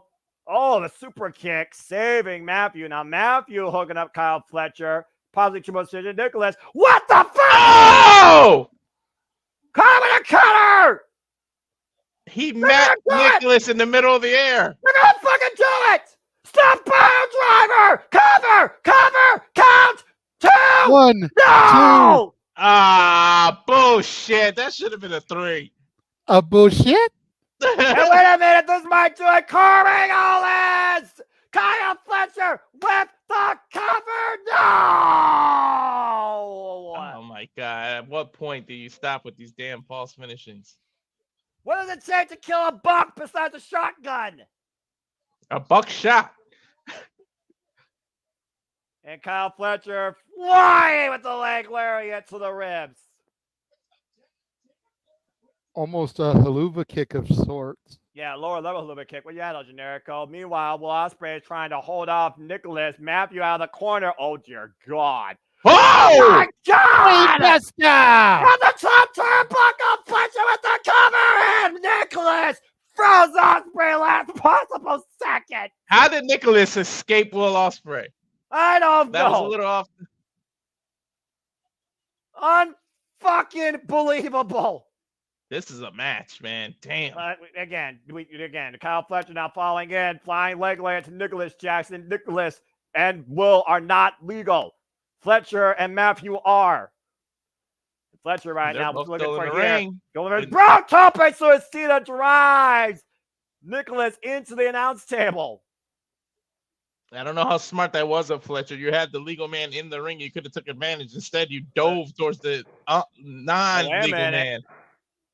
Callis giving him the screwdriver. What did I tell you?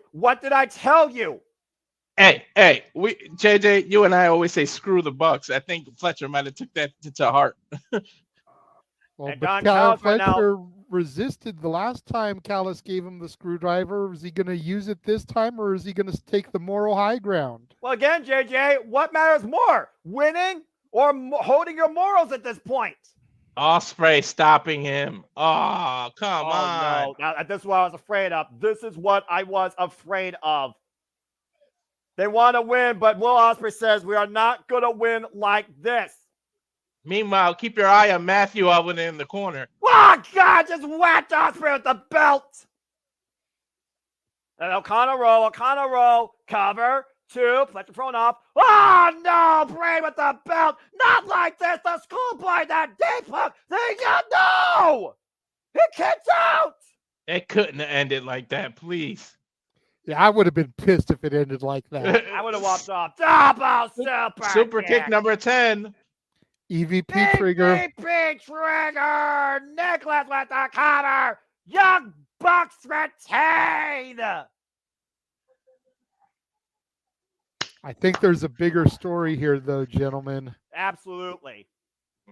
Yeah, we may see. Ospreay costing Fletcher, by the fact that Ospreay prevented him from using the screwdriver, they lost the titles. Well, again, Will Ospreay said he's a changed man. He doesn't want to do ways and things like Don Callis wants. And you fought for a while, Don Callis respected that. No, that you did ask. You did ask at what them. point is losing too much. We might have gotten our answer here. And literally, Don Callis right now can't believe it.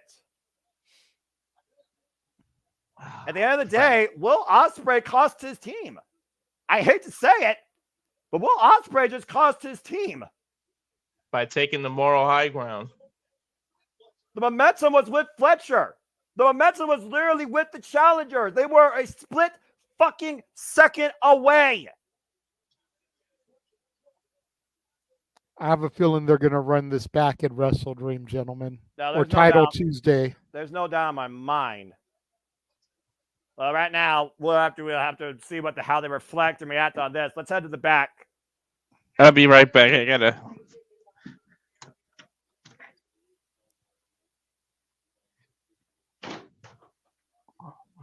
Roger Mail, now part of the conglomeration. We're going to get our motivational speaker of the week as ours by Mark Briscoe. Let's freaking go. Oh. Let's go ahead and hear from Mark Briscoe, the best speaker on the mic that could always inspire you in life. Well, to a certain demographic in this country, he's the best speaker. All I know is this man, he's giving the mic. It's instantly a joyful moment for me. Mark Briscoe promos take me back to the golden era of wrestling. I'm waiting for him to come out with like, well, you know something, Renee, and then just going into like a Hulk Hogan promo with Mean Gene. Like, seriously, that's the type of fire that Briscoe brings to these promos. It's very old school, golden era of wrestling. Can you imagine Briscoe and Ultimate Warrior in a world in a promo battle? I mean, I would rather see heel Briscoe versus Iron Sheik. Oh, dear God. JJ, you're trying to cancel AEW. Stop that. That's part of why they didn't let the Briscoes on for the first. I know that. Mark Briscoe's on. Let Mark Briscoe be on Warner Bros. Discovery for me, please. And look at Renee. She's just loving it. She can't stop laughing. It's got to be one of her favorite parts of the job. Then you go to Orange Cassidy, the complete 180. Yeah. Orange Cassidy is fucking Jake the Snake. I love this guy. Real calm, real monotone. He's like, doesn't raise his voice. All right, well, let's go down to Tony Schiavone. That's standing in the entranceway. I fucking love professional wrestling.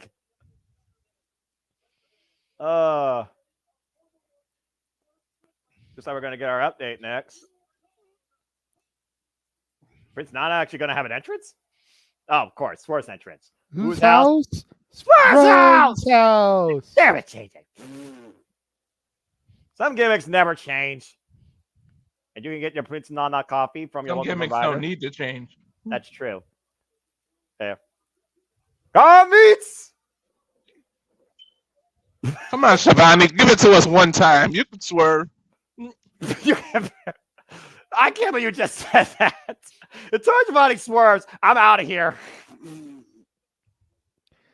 You got to save something like that for the 5th anniversary show. No. If Exactly. Shivani is gonna swerve, he's got to do it on a major stage. You're both crazy. Oh, Maybe Lord. so, but Noah, stop me when I'm telling lies. No lies detected. I love you guys.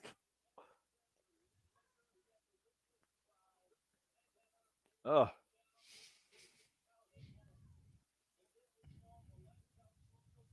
That lights out steel cage was freaking still nothing futs.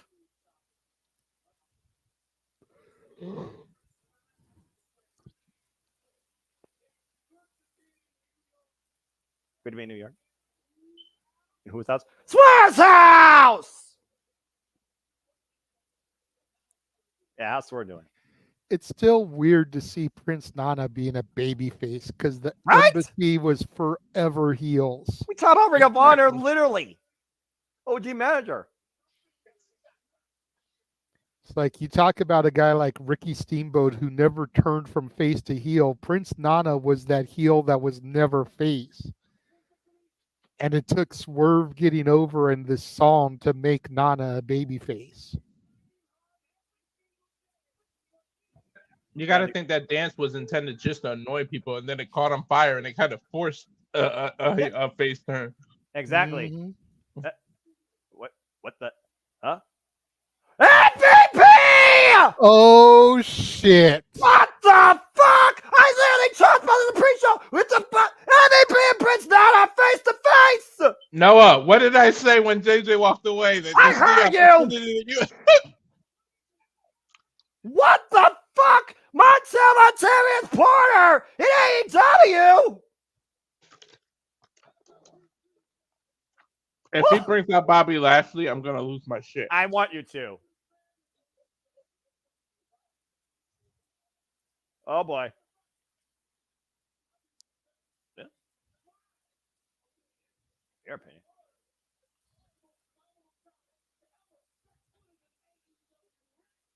I mean, he's definitely up there. Swerve, most phenomenal talent to set foot in the AEW ring. Cyber for Generations, yeah. This is so damn cool. That's right. Yep. Yep. Going over to the list of victims for Swerve. Yep. MVP saying he was watching, he saw all of it.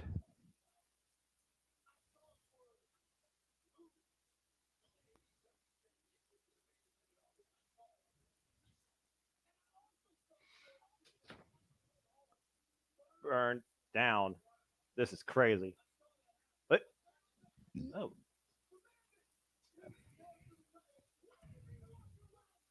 The spring glitched in the back, or is it just me? I saw that. Whoa, MVP. Okay, I get it. Careful.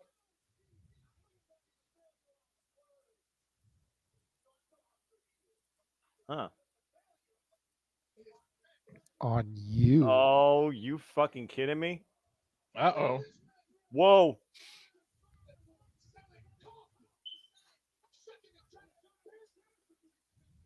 Uh-oh. Oh boy. Oh shit. Oh shit.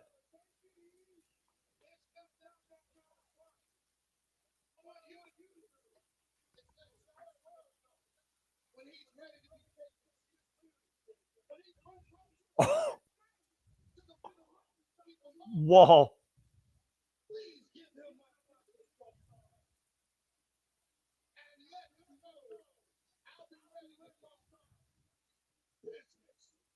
Oh. Whoa. MVP teasing about some business. It when won't be Swerve her returns. business. Well, I mean, MVP is somebody that has managed a who's who of champions. That's a pretty compelling argument and a pretty compelling business proposition, if you ask me, guys. Whew. Imagine MVP the is Hurt looking- Syndicate with Swerve in it.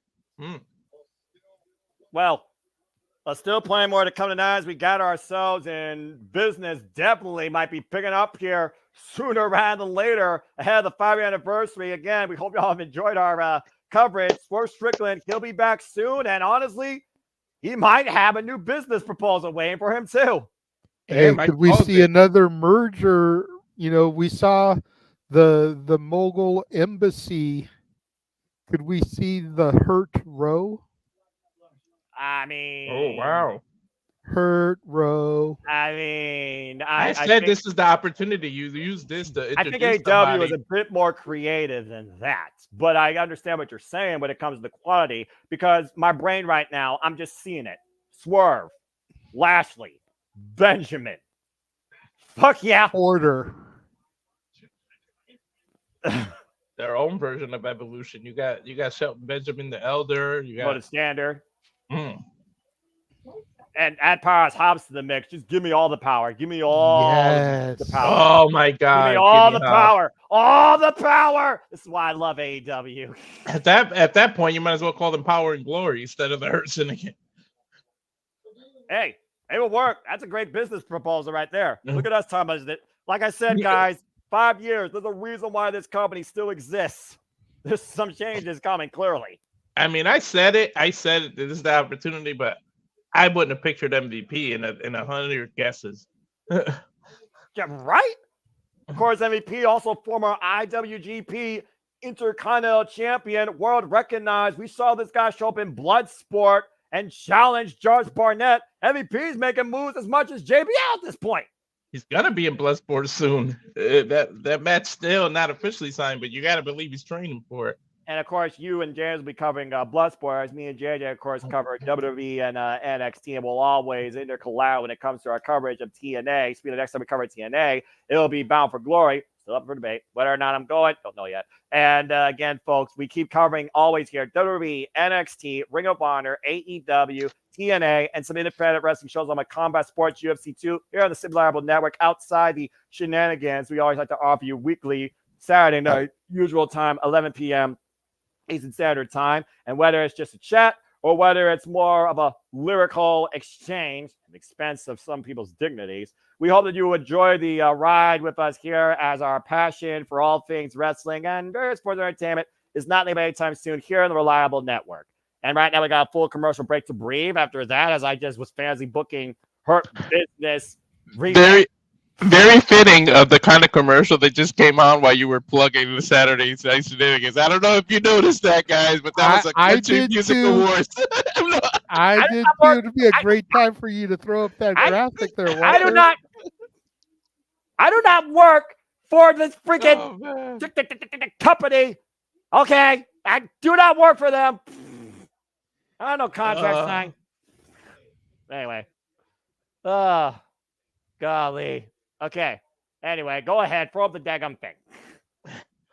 Yes, folks, coming back this Saturday night. Karaoke. This time, 90s countries, courtesy of the Saturday Shenanigans, hosted by the Renegade, JJ Williams. I think this deserves a full screen. There we go. Okay, go ahead. How about more? I did my radio shield. Do your thing. Jeff likes to talk about what a mouthful it is, but yes, this Saturday, 8 o'clock Pacific, 11 Eastern, the Saturday Shenanigans karaoke night. I dubbed it the 90s country campfire because you think about the old movies and the people singing songs around the campfire and everything out in the middle of nowhere.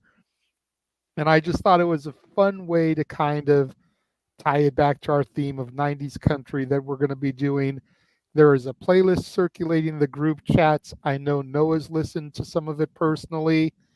I know Jeff has listened to some of it personally and has told me how he swore 90s country was his jam, but then he's hearing so many artists and songs that he either completely forgot about or didn't even know about, aside from the mainstream ones. So it's definitely going to be interesting when we convene this Saturday, 8 Pacific, 11 Eastern, and spin the wheel to see what artists we will be singing songs from. Well, try to sing this song, I dare you, because it's time for our AEW Women's World Championship match. Because here comes the magical girl, Yuka Saka, Yuka Saka, Yuka Saka, Yuka Saka, Yuka Saka. And what time is it, Noah? Yuka Sagasaki. And what time is it, Noah? It's women's wrestling time. Exactly, right 9:27. in the normal spot.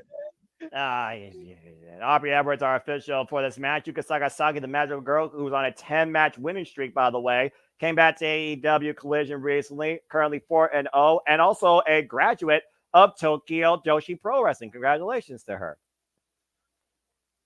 Coming back from a She's serious barely ankle injury. taller than the top rope. Like, what the hell? This is what's called for the uneducated. I mean that clearly. I'll say that later as everyone shut up and show your respect towards the The glamour. glamour. I Where's think I Teen gotta- A-Train when we need him, bro? I gotta shout out to Sandy for this comment, and we thank you for watching this. Hello to the AEW Women's World Champion, a record of 19-4 as we live in the era of the glamour. Mariah May. Shout out to Keen A-Train, by the way.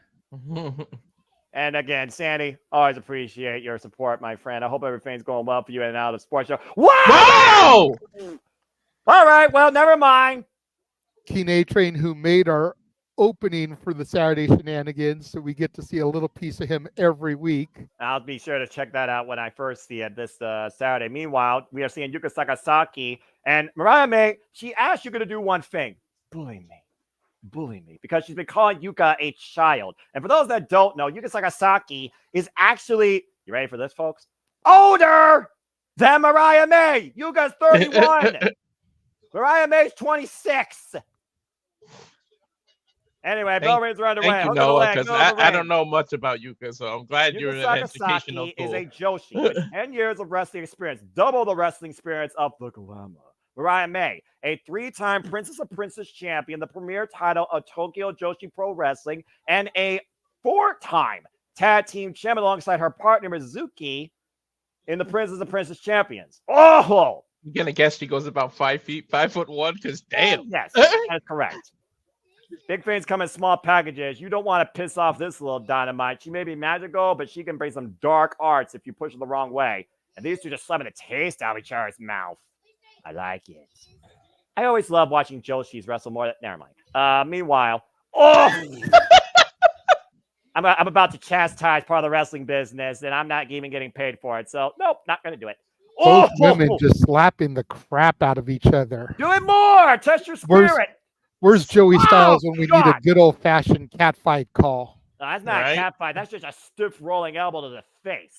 Look at her tiger fake kick, and Mariah rolling out of the way. Of course, champion's advantage. Tiger that she has to be a pinfall or submission inside the ring. This is definitely the champion I'm looking the most forward to seeing so far until the CW premiere. And right now, Mariah May, of course, going into what is now her second defense after making AEW all about Mariah, as she waits for Mina Shirakawa to return before she celebrates. Shotgun drop kick on the floor. And you gotta wonder where Tony is and all this. I don't think she's done with Mariah. Well, Yeah, I mean, we haven't seen Tony since All In. Well, we know that we might see her down under when the Grand Slam happens next time in Australia, by the way. That's We'll be covering February. We need to see her before that. Well, you don't know. I mean, sometimes a Hollywood star that needs some time off and you let somebody else hold the spotlight down for them. Plus, Tony Storm already has a plan. Meanwhile, Yuka taking a ride on Mariah go-round. Airplane sidewalk plan cover, hook the far leg, 2 count. She deserves time off in a back brace because she carried the women's division for nearly a year. And now Mariah She May carried women's professional wrestling for Damn a it. year. Yeah, that's absolutely correct, and I agree, JJ. No disrespect to Roxanne Perez or Jordan Grace, but Tony Storm was women's wrestling. I agree, but and also, if you're wondering about Tony Storm's future, timeless Tony Storm head back to Stardom to challenge Mayu Iwatani next month for the IWGP Women's Championship. Covered by Mariah May at the shotgun dropkick again in the back and a 2 count. Mariah May, by the way, 5 years of experience, 32 years of age, glamorous and sinister. Former Goddess of Stardom tag team champion alongside Mina Shirakawa in Club Venus, and they were called Rose Gold. Again, I got something so beautiful, be so sinister. The glamour showing her true colors. Showing her true colors definitely back at All In when she won the AEW Women's World Championship, including slapping her own mother. Mariah right now, hoisting up Yuka, now going up to take her over. Yuka, though, catching the legs of Mariah. Mariah going for a stratisfaction there. And now look at Yuka going for Oh, Tarantula. Tarantula. Got to 5 to let her out of this move. Well, again, the discipline and conditioning of Joshi's next. And of course, Mariah May knows all about that with how much work she had in Stardom. Again, that could cause a lot of damage, though. Of course, Yuka loves to use that magical girl splash. That's one of her aces in the hole. And we have an intercept up in the fireman's carry, and Mariah might be looking to send Yuka down with Mayday. Yuka sits on the back door. Cover. Counter. 2. Ooh. Mariah was showing her strength, but Yuki showing her Schoolgirl. 2. Ooh. Mariah able to keep up so far. Meanwhile, Yuka, a little bit of disorientation. The backslide. 2 deeply. Whoa! Wait a minute here. Barely. Now trapping at Yuka. Look at this. You spin me right round, baby, right round. With a magical spin. Baby, right round, round, Big round. camera shot. Cover. 2. No. Deep hook of Mariah there. Again, tune in Saturday. And not That was 80s. We did that shit already. Yeah, I'm all about the 80s, but that's a whole different conversation. I'm also all about this women's wrestling, this roster, and this champion, and this match. And meanwhile, the hammerlock and Yuka looking to hook up Mariah. What might be she looking for here? Maybe the magical girl spin. Mariah countering though. Oh, and a headbutt. Yes. Blocks the lariat. Hoist her up. As Yuka hook, big German suplex release. Jesus. Cover. 2. No. Thought she was going to go for the Bubba Bomb at first, but she released it and went for that German instead. Yeah, the tall blonde bombshell. Look at the hyperextension off the suplex there, folding Yuka up like an accordion. Yuka somehow kicking out. This is a great match. Center of the ring, drops her down, face first. Bulldog 2. No. Yuka able to kick out again. Yuka, of course, showing incredible resilience. Mariah May basically undermining Yuka's challenge to her and what she can bring in that ring. Looking for that knee strike. Yuka scouting it though. Roll through. Oh, big tempo right in the center of the forehead. And Yuka anticipating it. Northern Lights bomb. She got all of it right in the center of the ring too, Noah. And then she usually uses that to set up for the magical girl splash. And Yuka right now going where she's most comfortable here. And now, but Mariah with the knees up. The magical girl bang, the knee strike. M trigger. And this might be happily ever after for Mariah May with the cover. Victory to the Glamour. I think you could have counted to 15 there. Good grief. Solid women's match there. Damn right, by a solid champion. Well done by the Glamour. Mariah May, whoever dares to oppose her as she waits for Mina to return. We all want Mina. You ought to go back last night, Noah, and watch the match between Kaylani Jordan and Ren Sinclair. Yep. It started off NXT. That was a really good one, too. I have to catch up on NXT, where, again, your NXT Women's Division is definitely something that's taken me by storm. And looks like Mariah May is not done with what she just did with Yuka here, looking to make a statement. As Yuka tries to rise to... Well, wait a minute! Whoa! Willow Nightingale! Oh, shit. Intervening right now, protecting her friend, Yuka Sakazaki. Willow Nightingale, of course, a former NWA Strong Women's Champion and TBS Champion, might be looking to set her eyes on Mariah's Uh-oh. Well, Mariah wanted her! Look, they're going to get her. Oh, that cheap shot by Mariah from behind. Oh, that was a setup. Hey, Mina's here. Hello, Mina. Hello, Mina. Well, Mariah, extremely happy. But Mina caught off guard because she just saw Mariah take out Willow Nightingale. And of course, Mina... That's not the Mariah that she knows and loves. I said once, I'll say it again. This is not the same woman that Mina showered naked with. Mina right now in all sorts of discombobulated. Whoa, and Yuka running after Mariah. This might be a tag match. There's a lot happening here in this women's division with these Joshis. Just saying. Still to come up next. John Moxley, Darby Allin. Darby's AEW title shots on the line. As right now, the women's division on fire. And I don't know which way it's going. Calling it now. That's probably the women's tag match at the 5th anniversary of Dynamite right there. Hey, that means I get Mina Shirakawa versus the Glamour. Mariah May at some point. Wrestle Dream. Yes, please. That's women's professional wrestling, damn it. Whew, I'm hot.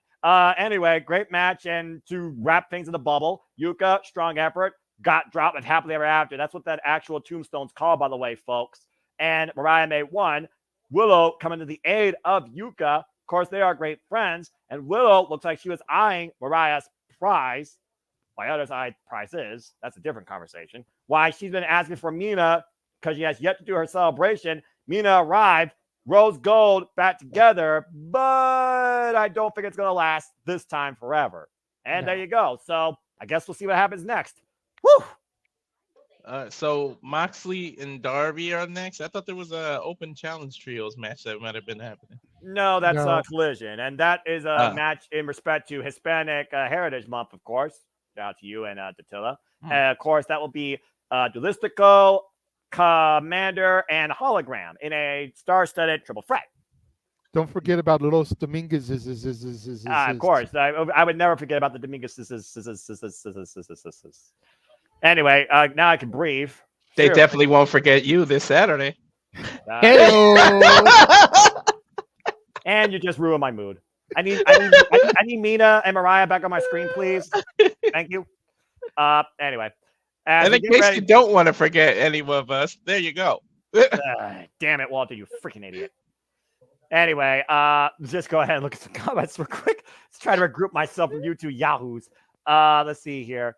Tori Storm is to team up with me to Shirakawa this weekend at Stardom. All right. And she's waiting for Yuka and Mariah. Oh, well, it is what it is, according with the TV time. Again, also full commercial. Fuck television. DJ Mutt King, good to see you. And it is a interesting question. And y'all nice. I just love doing this for fun. But again, y'all are nice. And I'm always humbled and honored to call things with any conglomeration, our own conglomeration of people, whether it's Big G, James, Jeff, Walter, JJ, Attila, somebody else that dares to try and join this crazy fray. King and I, when we do our virtual watch-alongs, you all are always nothing but an absolute joy. But I'm going to breathe now for a moment, let these two talk, because I'm sure they got some stuff to say. Not too much. I was just going to point out that DJ Mutkin is Zach, who used to be a major contributor to the Stat Boy Sports Bar, which, of course, is on hiatus currently. But good to always see him pop in the chat rooms. Yeah, I'm just going to use this commercial break to go get something to drink because eating cashews made me thirsty.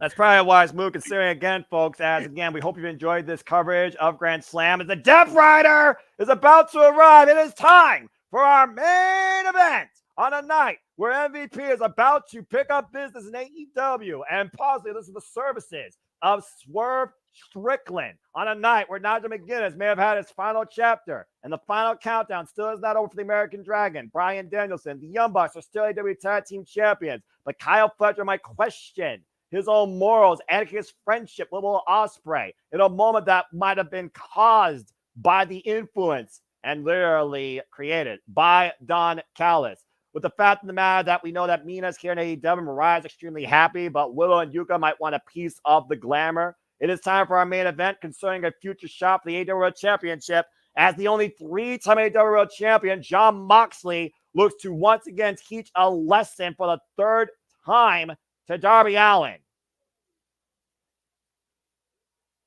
I also forgot, thank you, Hook, for the FTW respect, as the FTW title has officially been retired by Hook and given back to Taz. And that catches you all up tonight with AEW Dynamite Grand Slam.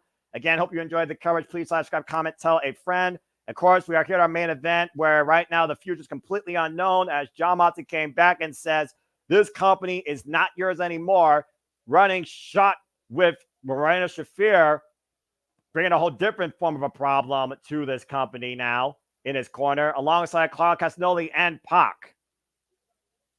Jon Moxley has only one thing on his mind, and that is literally to restructure discipline in this company.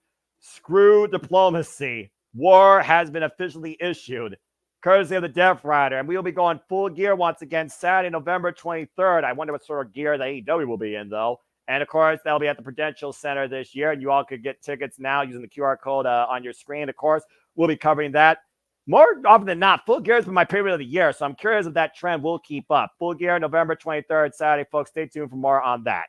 But here we go, JJ, because while we don't know the full intentions behind Jon Moxley's mission and purpose and return, and by the way, this is his first match since Forbidden Door, by the way. He has not wrestled, keyword, he has not wrestled since literally July 20th, or excuse me, June 30th. And he's facing Darby Allin now for the third time. He's already beaten this man twice. This is his first match since Forbidden Door, period, or first match in AEW? Because didn't he go to Japan and have a match?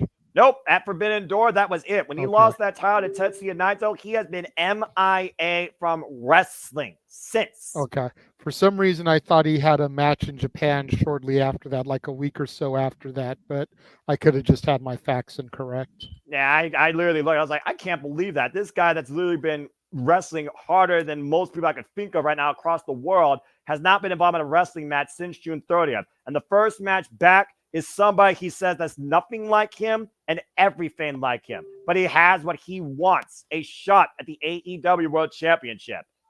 The reigns are underway. Oh, God. Jesus. Well, Darby trying to charge at Mox to try to get the early advantage, but Mox just met him with a big boot test style.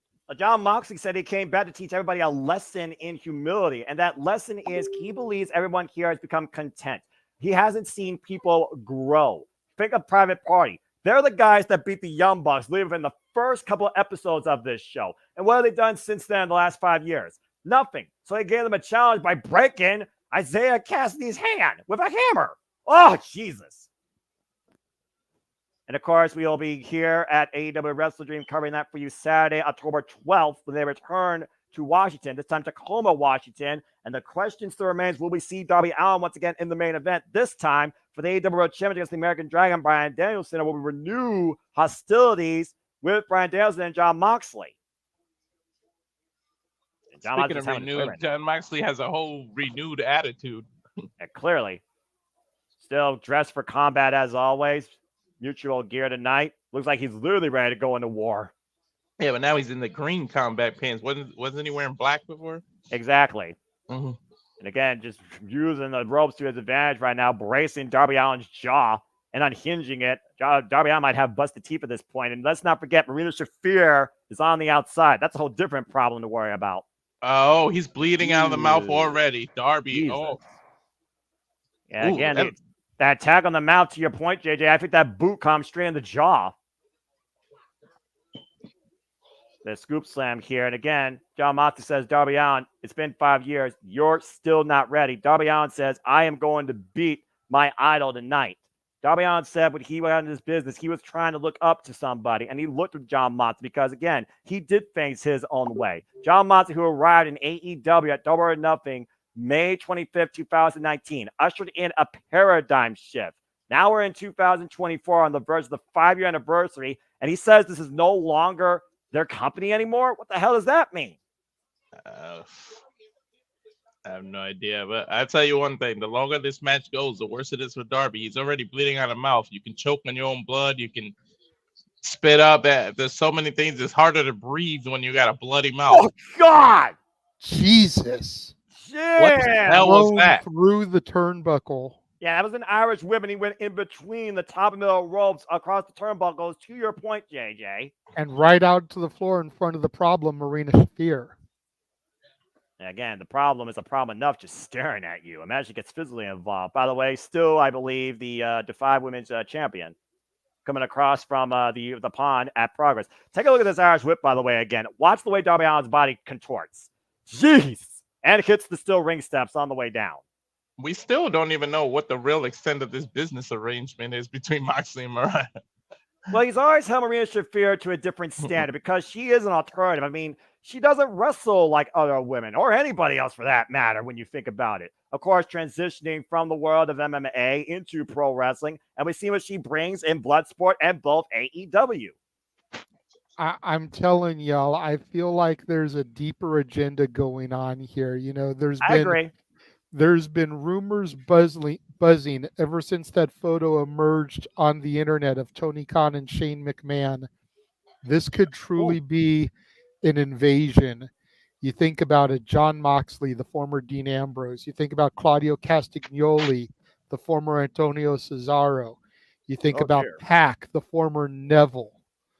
That's All true. these guys that used to be over in the WWE umbrella now being led by Shane McMahon. Coffin drop from Darby, taking out Moxley on the outside. Well, clearly there has to be a deeper agenda because, like John Moxley said, he is here to once again remind people now this company is ours, but also bring a lesson in humility, a very painful, violent lesson in humility. And JJ, then that you was a think good about, point. I didn't even think of that the whole group and is made then, of ex-WWE people.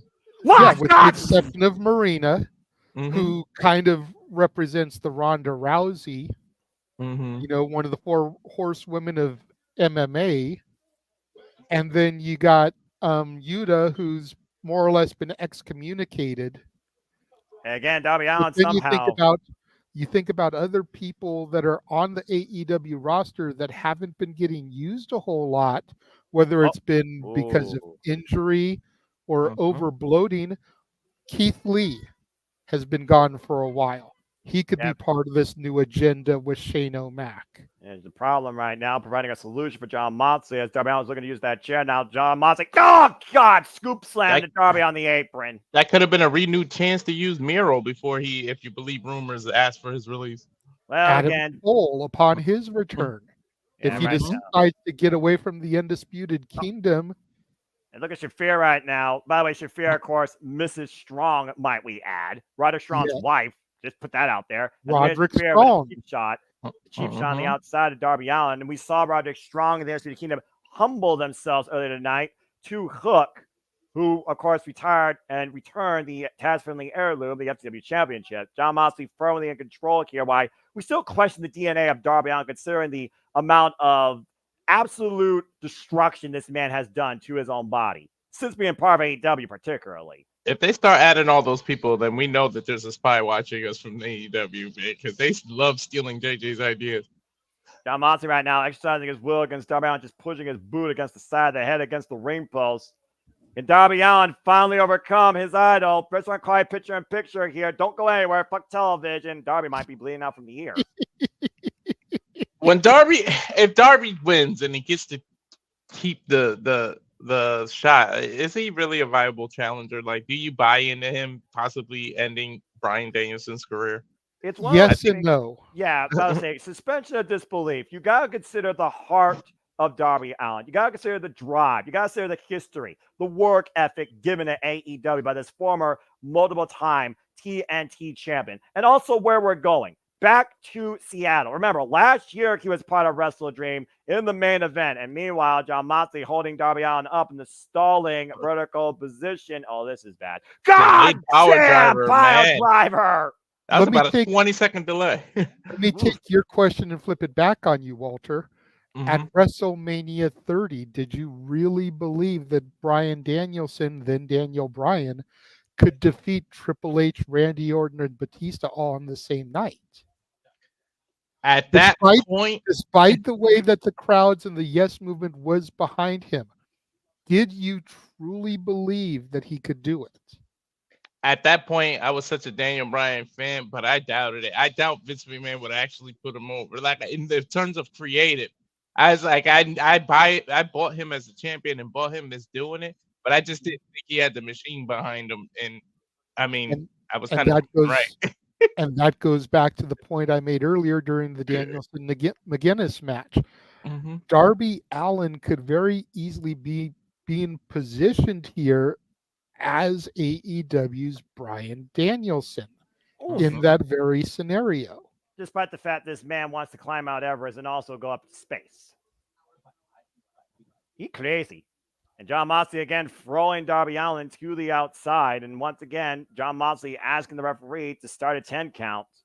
If you think about it in the business sense, and I was gonna do that, then I would sit and talk to Darby. And you got 100% focus on wrestling. If I'm gonna make you my champion, there's none of that climbing Mount Everest, none of that. You need to focus on the wrestling industry. Well, you need to focus right now on Shafir being a problem here, as again, the distraction kicking Darby Allin in the ribs. And I disagree with you, Walter, because why can't you have both? Think about it this way. Think about the publicity for Tony Khan. If his world heavyweight champion successfully climbs Mount Everest. But Think about all the publicity that'll bring to their company, the social media posts, him on the top of the mountain with the championship raised above his head. with an AEW flag stuck up on it. Abso-fucking-lutely. Okay, now you're crazy here. John Moxley going Okay, but cannibal. so is Darby Allin. And that's the type of shit, that Tony Khan needs right now. He needs good publicity, not negative publicity. You got a point, JJ. He'll be jumping out of helicopters with AEW There's an easy way of doing that also. Don't be a Twitter twat. That's been your Superman advice of the day. As we're back here at AEW Grandslam main event. What? God! John Moxley wiping out Darby Allin with a clothesline. It's Darby Allin and John Moxley, where Darby Allin's going to put title shots on the line. Lateral press covered by Moxley gets the 2 count. And I get everything you're saying, but at the same time, you don't want AEW to have their own Owen Hart moment with Darby trying to climb that mountain that not everyone survives when they try that. Especially when Marvel Hart's in the good graces of All Elite Wrestling. I'm just saying. Granted, but again, you've got the publicity there either way. Whether it's tragedy and AEW World Champion perishes while attempting to climb Mount Everest, dear God, which is the worst case scenario. Nobody wants that. Nobody wants that. But then you've got AEW World Heavyweight Champion successfully ascends Mount Everest. And Darby Allin looking to fly with the missile drop kick, bombing John Moxley on the outside, who was taking a seated position. And we've seen Darby Allin really survive hellish of things done to him. I mean, we could go down the track record of what this insane man has done, with or without Sting, since being part of All Elite Wrestling. Take a look at the replay here, and you might as well just add this to the list. To JJ's point, oh God! Yoshitana Conrad, hold that thought, 2 counts. There's an infamous cliche that says there's no such thing as black publicity. So, but even Vince McMahon in his Netflix documentary dispels that rumor, and that's the only spoiler I'm giving anybody tonight. Darby Allin ripping the turnbuckle pad off and the covering, exposing that steel ring. I think he's going to take what you said, Noah, to the next level. You said he's known for his craziness and his dangerous spots. He said he hears you and raises you 50. I mean, and let's not forget the age-old adage: he who exposes it or brings it into play is traditionally the one that takes it. So look for Darby to get that exposed turnbuckle. When was the last time you saw John Moxley do a John Woo shotgun drop kick? I don't know. That's how much this title opportunity means. Yeah, he's a different type of breed. That's for damn sure. And that's what he said with his freaking war cry, issuing war on AEW. John Moxley right now, again, 3-time AEW World Champion, the only 3-time AEW World Champion in this company's history. O'Connor roll by Darby, throwing off the bomb rope, coffin splash, crossbody, lateral press, 2 count again. You gotta wonder what's going on in that sadistic mind of John Moxley. And with everything, what you talked about earlier, with this attitude, with everything, he hasn't really explained himself. He just kind of out and did it. And look at Darby Allin, though, finally applying some technique here with the submission and the jump manipulation here. Fujiwara armbar applied, but John Moxley, again, using power to his advantage. Last time these two faced each other one-on-one was for the AEW World Championship back during the pandemic, of course, in June 2000 and, July 20th, 2020. Easy for me to say. Oh, damn! It's on the back of his head there, JJ. Slapped the living hell out of Darby Allin. Good. I hope they show the replay so you guys can really see how he landed. Oh, I saw it. I was just yawning and couldn't speak on it. Oh, he landed right on the shoulder neck area. And it looked like his head hit the edge of the ring there, too. What the hell is Marina Shafir and John? He's ripping up the padding. Well, this just got a whole lot more dangerous. What do you see underneath padding at Opera House Stadium? One word. Concrete. Cult of personality. Oh, wait, sorry. You might as well call John Moxley that. Shoot, he's been in more action and more freaking unknown direction than CM Punk has. Look at his face. I question what was in his sadistic mind. John Moxley saying that W asked for this. You almost wonder John Moxley's trying to teach Maria Shafir a lesson. I don't know. Well, it's definitely about to teach Darby Allin the lesson. Well, Darby Allin said he didn't earn this, and John Moxley says, okay, I'll earn it, but I'm going to break you in the process. Looking for a Death Rider. Whoa, man. Counter. Darby lands on his feet. Oh! And remember that exposed turnbuckle still hasn't even come into play. And John Moxley's leg just went into those steel Exactly. ring steps. Darby Allin trying to breathe new life into his future hopes to challenge for the AEW World Championship and possibly acquire it. Once again, picking up speed, going for broke. Oh, God damn! Ooh! Went for a suicide dive, completely missed. Nice front somersault, able to land back first on the ground there. Yeah, Oh I my don't know if that's God. any better. And meanwhile, X-Plex release on the front of the steel steps. What the fuck, Moxley? Fitting tattoo of a spine because he might have just broke it. May I remind you, this is the guy that got hit by a damn bus and somehow still walks. May I remind you, this is the guy that dived off a 15-foot ladder through a pane of freaking glass and somehow survived to tell the tale and win that match that night, the last match with Sting. This guy is a human cadaver, but come on, for Pete's sake. Mm-hmm. You can remind us, but most of us are trying to forget that shit. Exactly. Well, sorry. At some point, guys, you can't fit any more pins into a pin cushion. You know what I mean? I'm sure Darby Allin's going to try and raise you on that. Don't give him any ideas. And not John Moxley right now, you see the expression in disbelief. I mean, this is personal. He did take a shot at him about his alcoholism. He also took a shot about Darby Allin 5 years ago, still the same as he was, and he's not ready. Remember, these two first faced on the 8th episode of AEW Dynamite, and John Moxley finished that match with an avalanche paradigm shift off the top rope. We thought he broke his neck that night. I don't think there's anything on him that he hasn't broken yet. No. Except his spirit.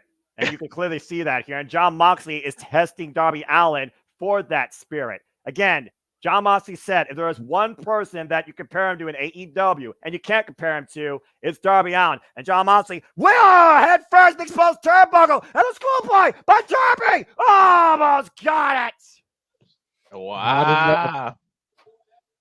And Oh, Darby, slipping. though, trying to lose his foot again. Lost a lot of blood. Equilibrium and bad body. Coffin drop a cut. Got caught.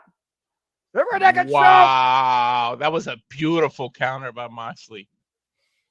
Once we got past the slipping on the ropes, but yeah, absolutely.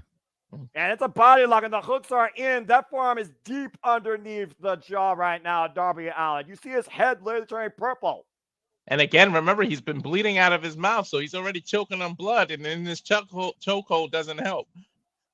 And again, at this point, Darby Allin might not tap up, but he might pass on. That will mean John Moxley wins. John Moxley changed position now. Now the Bulldog choke applied. High arc. If you see right now, Darby, though, you can see the lights fading. Yeah, his eyes starting to roll into the back of his head. I think Darby's done here. Wait, what? He's smiling. He's gritting his teeth. Frothing blood. He's gritting his teeth and somehow finding his way to the rope. Damn. Darby Allin is still alive, folks. No, you said it. The only thing he hasn't broken was his spirit. You guys have stopped the man's heart at this point if you're going to beat him. If Darby Allin is going to literally leave it all out there to beat a man he literally held up as his idol. Hey, I wouldn't put that past John Moxley trying to stop this guy's heart. The first time these two met was even in AEW. It was literally on the independents prior to Darby Allin being signed to AEW in June 2019. In June 2019. And now he's choking him on the top corner, guys. And we've seen Brody King do this. That's almost the version of a noose right there. And again, Darby Allin fine bat though, breaking the grip. And again, teaming up against Moxley, but this is dangerously similar to where they were in their first encounter. And John Moxley ended it there. He's slapping Moxley, but that might wake him up. What the hell is Darby Allin trying to do here? Bite him on the. He's biting his head, is what he's doing. Trying to take a piece literally out of him. Maria Shafir again trying to get involved. Again, the eyes, the stare of the problem here. Kicker, Allin, kicker. Ah, come on, Darby. Oh my God! What a counter avalanche paradigm shift! I was gonna say, was that a paradigm shift? Number 2, John Moxley is challenging for the AEW World Championship. Good God, he might have broken the damn man's neck. Avalanche, paradigm shift, avalanche, death ride, what the hell you want to call it? Call it the end as John Moxley once again teaches Darby Allin a painful lesson. We might get a Brian Danielson Why? interrupting here tonight. And that means officially now on October 12th at Wrestle Dream, it will be John Moxley versus Brian Danielson for the AEW World Championship. I don't know about this book, and you had a chance to do something new, and you go right back to After that ringside whatever. taking on Serious. Darby. It's like if they were going to do this, why even let Darby win the title shot? Exactly. Right back to the status quo. Whoa! Wait a minute, Brian Danielson! Danielson! And he's got somebody trying to choke out John Moxley. A belt. I think it's a martial arts belt. But look at Rhea Shafir trying to really control Brian Danielson here. Is he a purple belt in some kind of form of Yeah, martial it's arts? really purple belt. That He's looks choking like. out John Moxley right now. Rhea Shafir can't It's break Claudio the grip. Castagnoli. Now Claudio and Pac right now trying to break Brian right now from Moxley. Or a tie. Could be a tie or a purple belt. And freaking chaos here. And Upper Stamen and Brian right now fighting 4-on-1. Well, 3-on-1 technically. It might be a tie. And Private Party and Commander. Isaiah Cassidy, Mark Quinn, and Commander right now. It's a friggin' 6-man melee here. I guess that one hand broken wasn't enough to stop these men. But again, though, Pac and Claudio and Shafir, too much to overcome. Ooh, Claudio just caused their heads to collide. Well, Brian Dance looking for Zagoni and John Moxley pull the outside. Yeah, I think that's Brian's tie as I get a better look at it. That looks like Brian has something to say. Oh boy. I declare This is war! Well, too bad there's no war games in AEW. yeah, they got Blaine Guts, which is far more entertaining for me.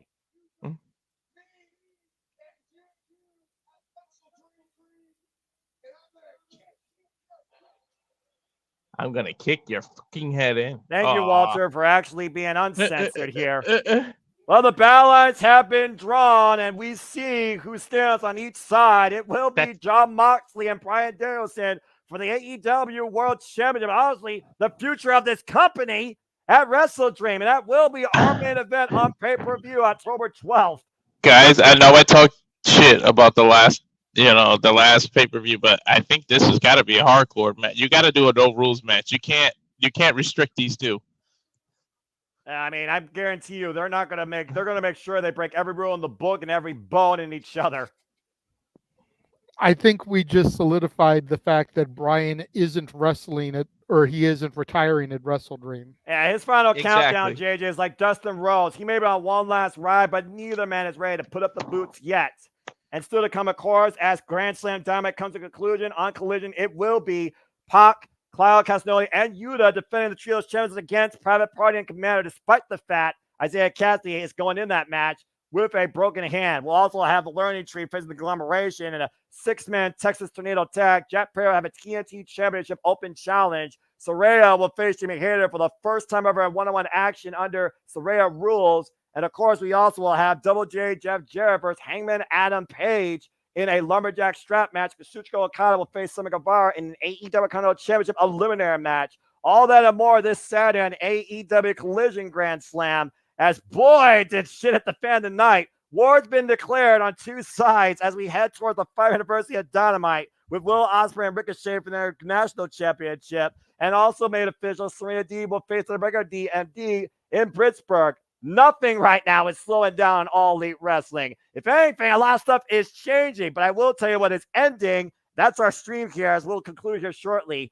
For the American Wrestling, JJ Wins, and for the Rage of Wrestling, Walter Cruz, for the entire Super Reliable Network, we thank you all for tuning in to AEW Dynamite Grand Slam, our coverage here, and we'll see you again very soon here on the Super Reliable Network, demonstrating our passion for all things wrestling and some forms of entertainment. Good night, everybody. Well, that comes conclusion of AEW, but let's get into some shills before we go off the air. Of course, he wasn't here a part of it, but you can follow James the He-Man Hebert there at the side of the Hebert J Hebert side of things at J Hebert Studios. There is at J Hebert Sci-Fi, James Hebert on his Facebook, and yes, finally, as much as we teased them, part 1 of that documentary is out. Another one that we usually work with there you can follow Jeff there at YouTube if you like cat videos. He's got Harley and Joker 2021, and X is no DQ underscore Big Baller G. He's got TikTok Big Baller G1988 and no DQ underscore Big Baller G1988 for the Instagram and Twitch. Noah. Follow me if you choose on the Twitter and on YouTube, primarily on Foster9016. We're only wishing to encourage you to just stay alive and enjoy wrestling too. It's as simple as that. Thank you for that simple one. And of course, for me, God. Mamacita. I got popped in the back of my head the other day when I showed my wife that too. By the way, I should have recorded that. That would have been great. But of course, the YouTube channel is we're broadcasting live, and thank you for those that were watching it at Rage of Wrestling YouTube. This is now we changed it. This is my personal Instagram, which is Walter.Cruz.940, and of course, the X, Twitter, Twix, whatever you want to call it, it's at Walter Alex Cruz and JJ. Let me give you a normal plug before I can give you the good stuff. There you go. Yeah, you can. You don't have to show that gray one. You can find me on Instagram, the Renegade JJ Williams, on YouTube, Casa D18 Studios, Twitter, ROWJJ Williams. Thank you to everybody that's been watching along on the YouTube this evening. Traditionally, Monday through Friday, immediately following the shows, assuming I'm not working, I do For the Love of Wrestling. There won't be an episode tonight, though, as we had the watch along, so you kind of already got my opinion. I have watched the entirety of the McMahon documentary on Netflix.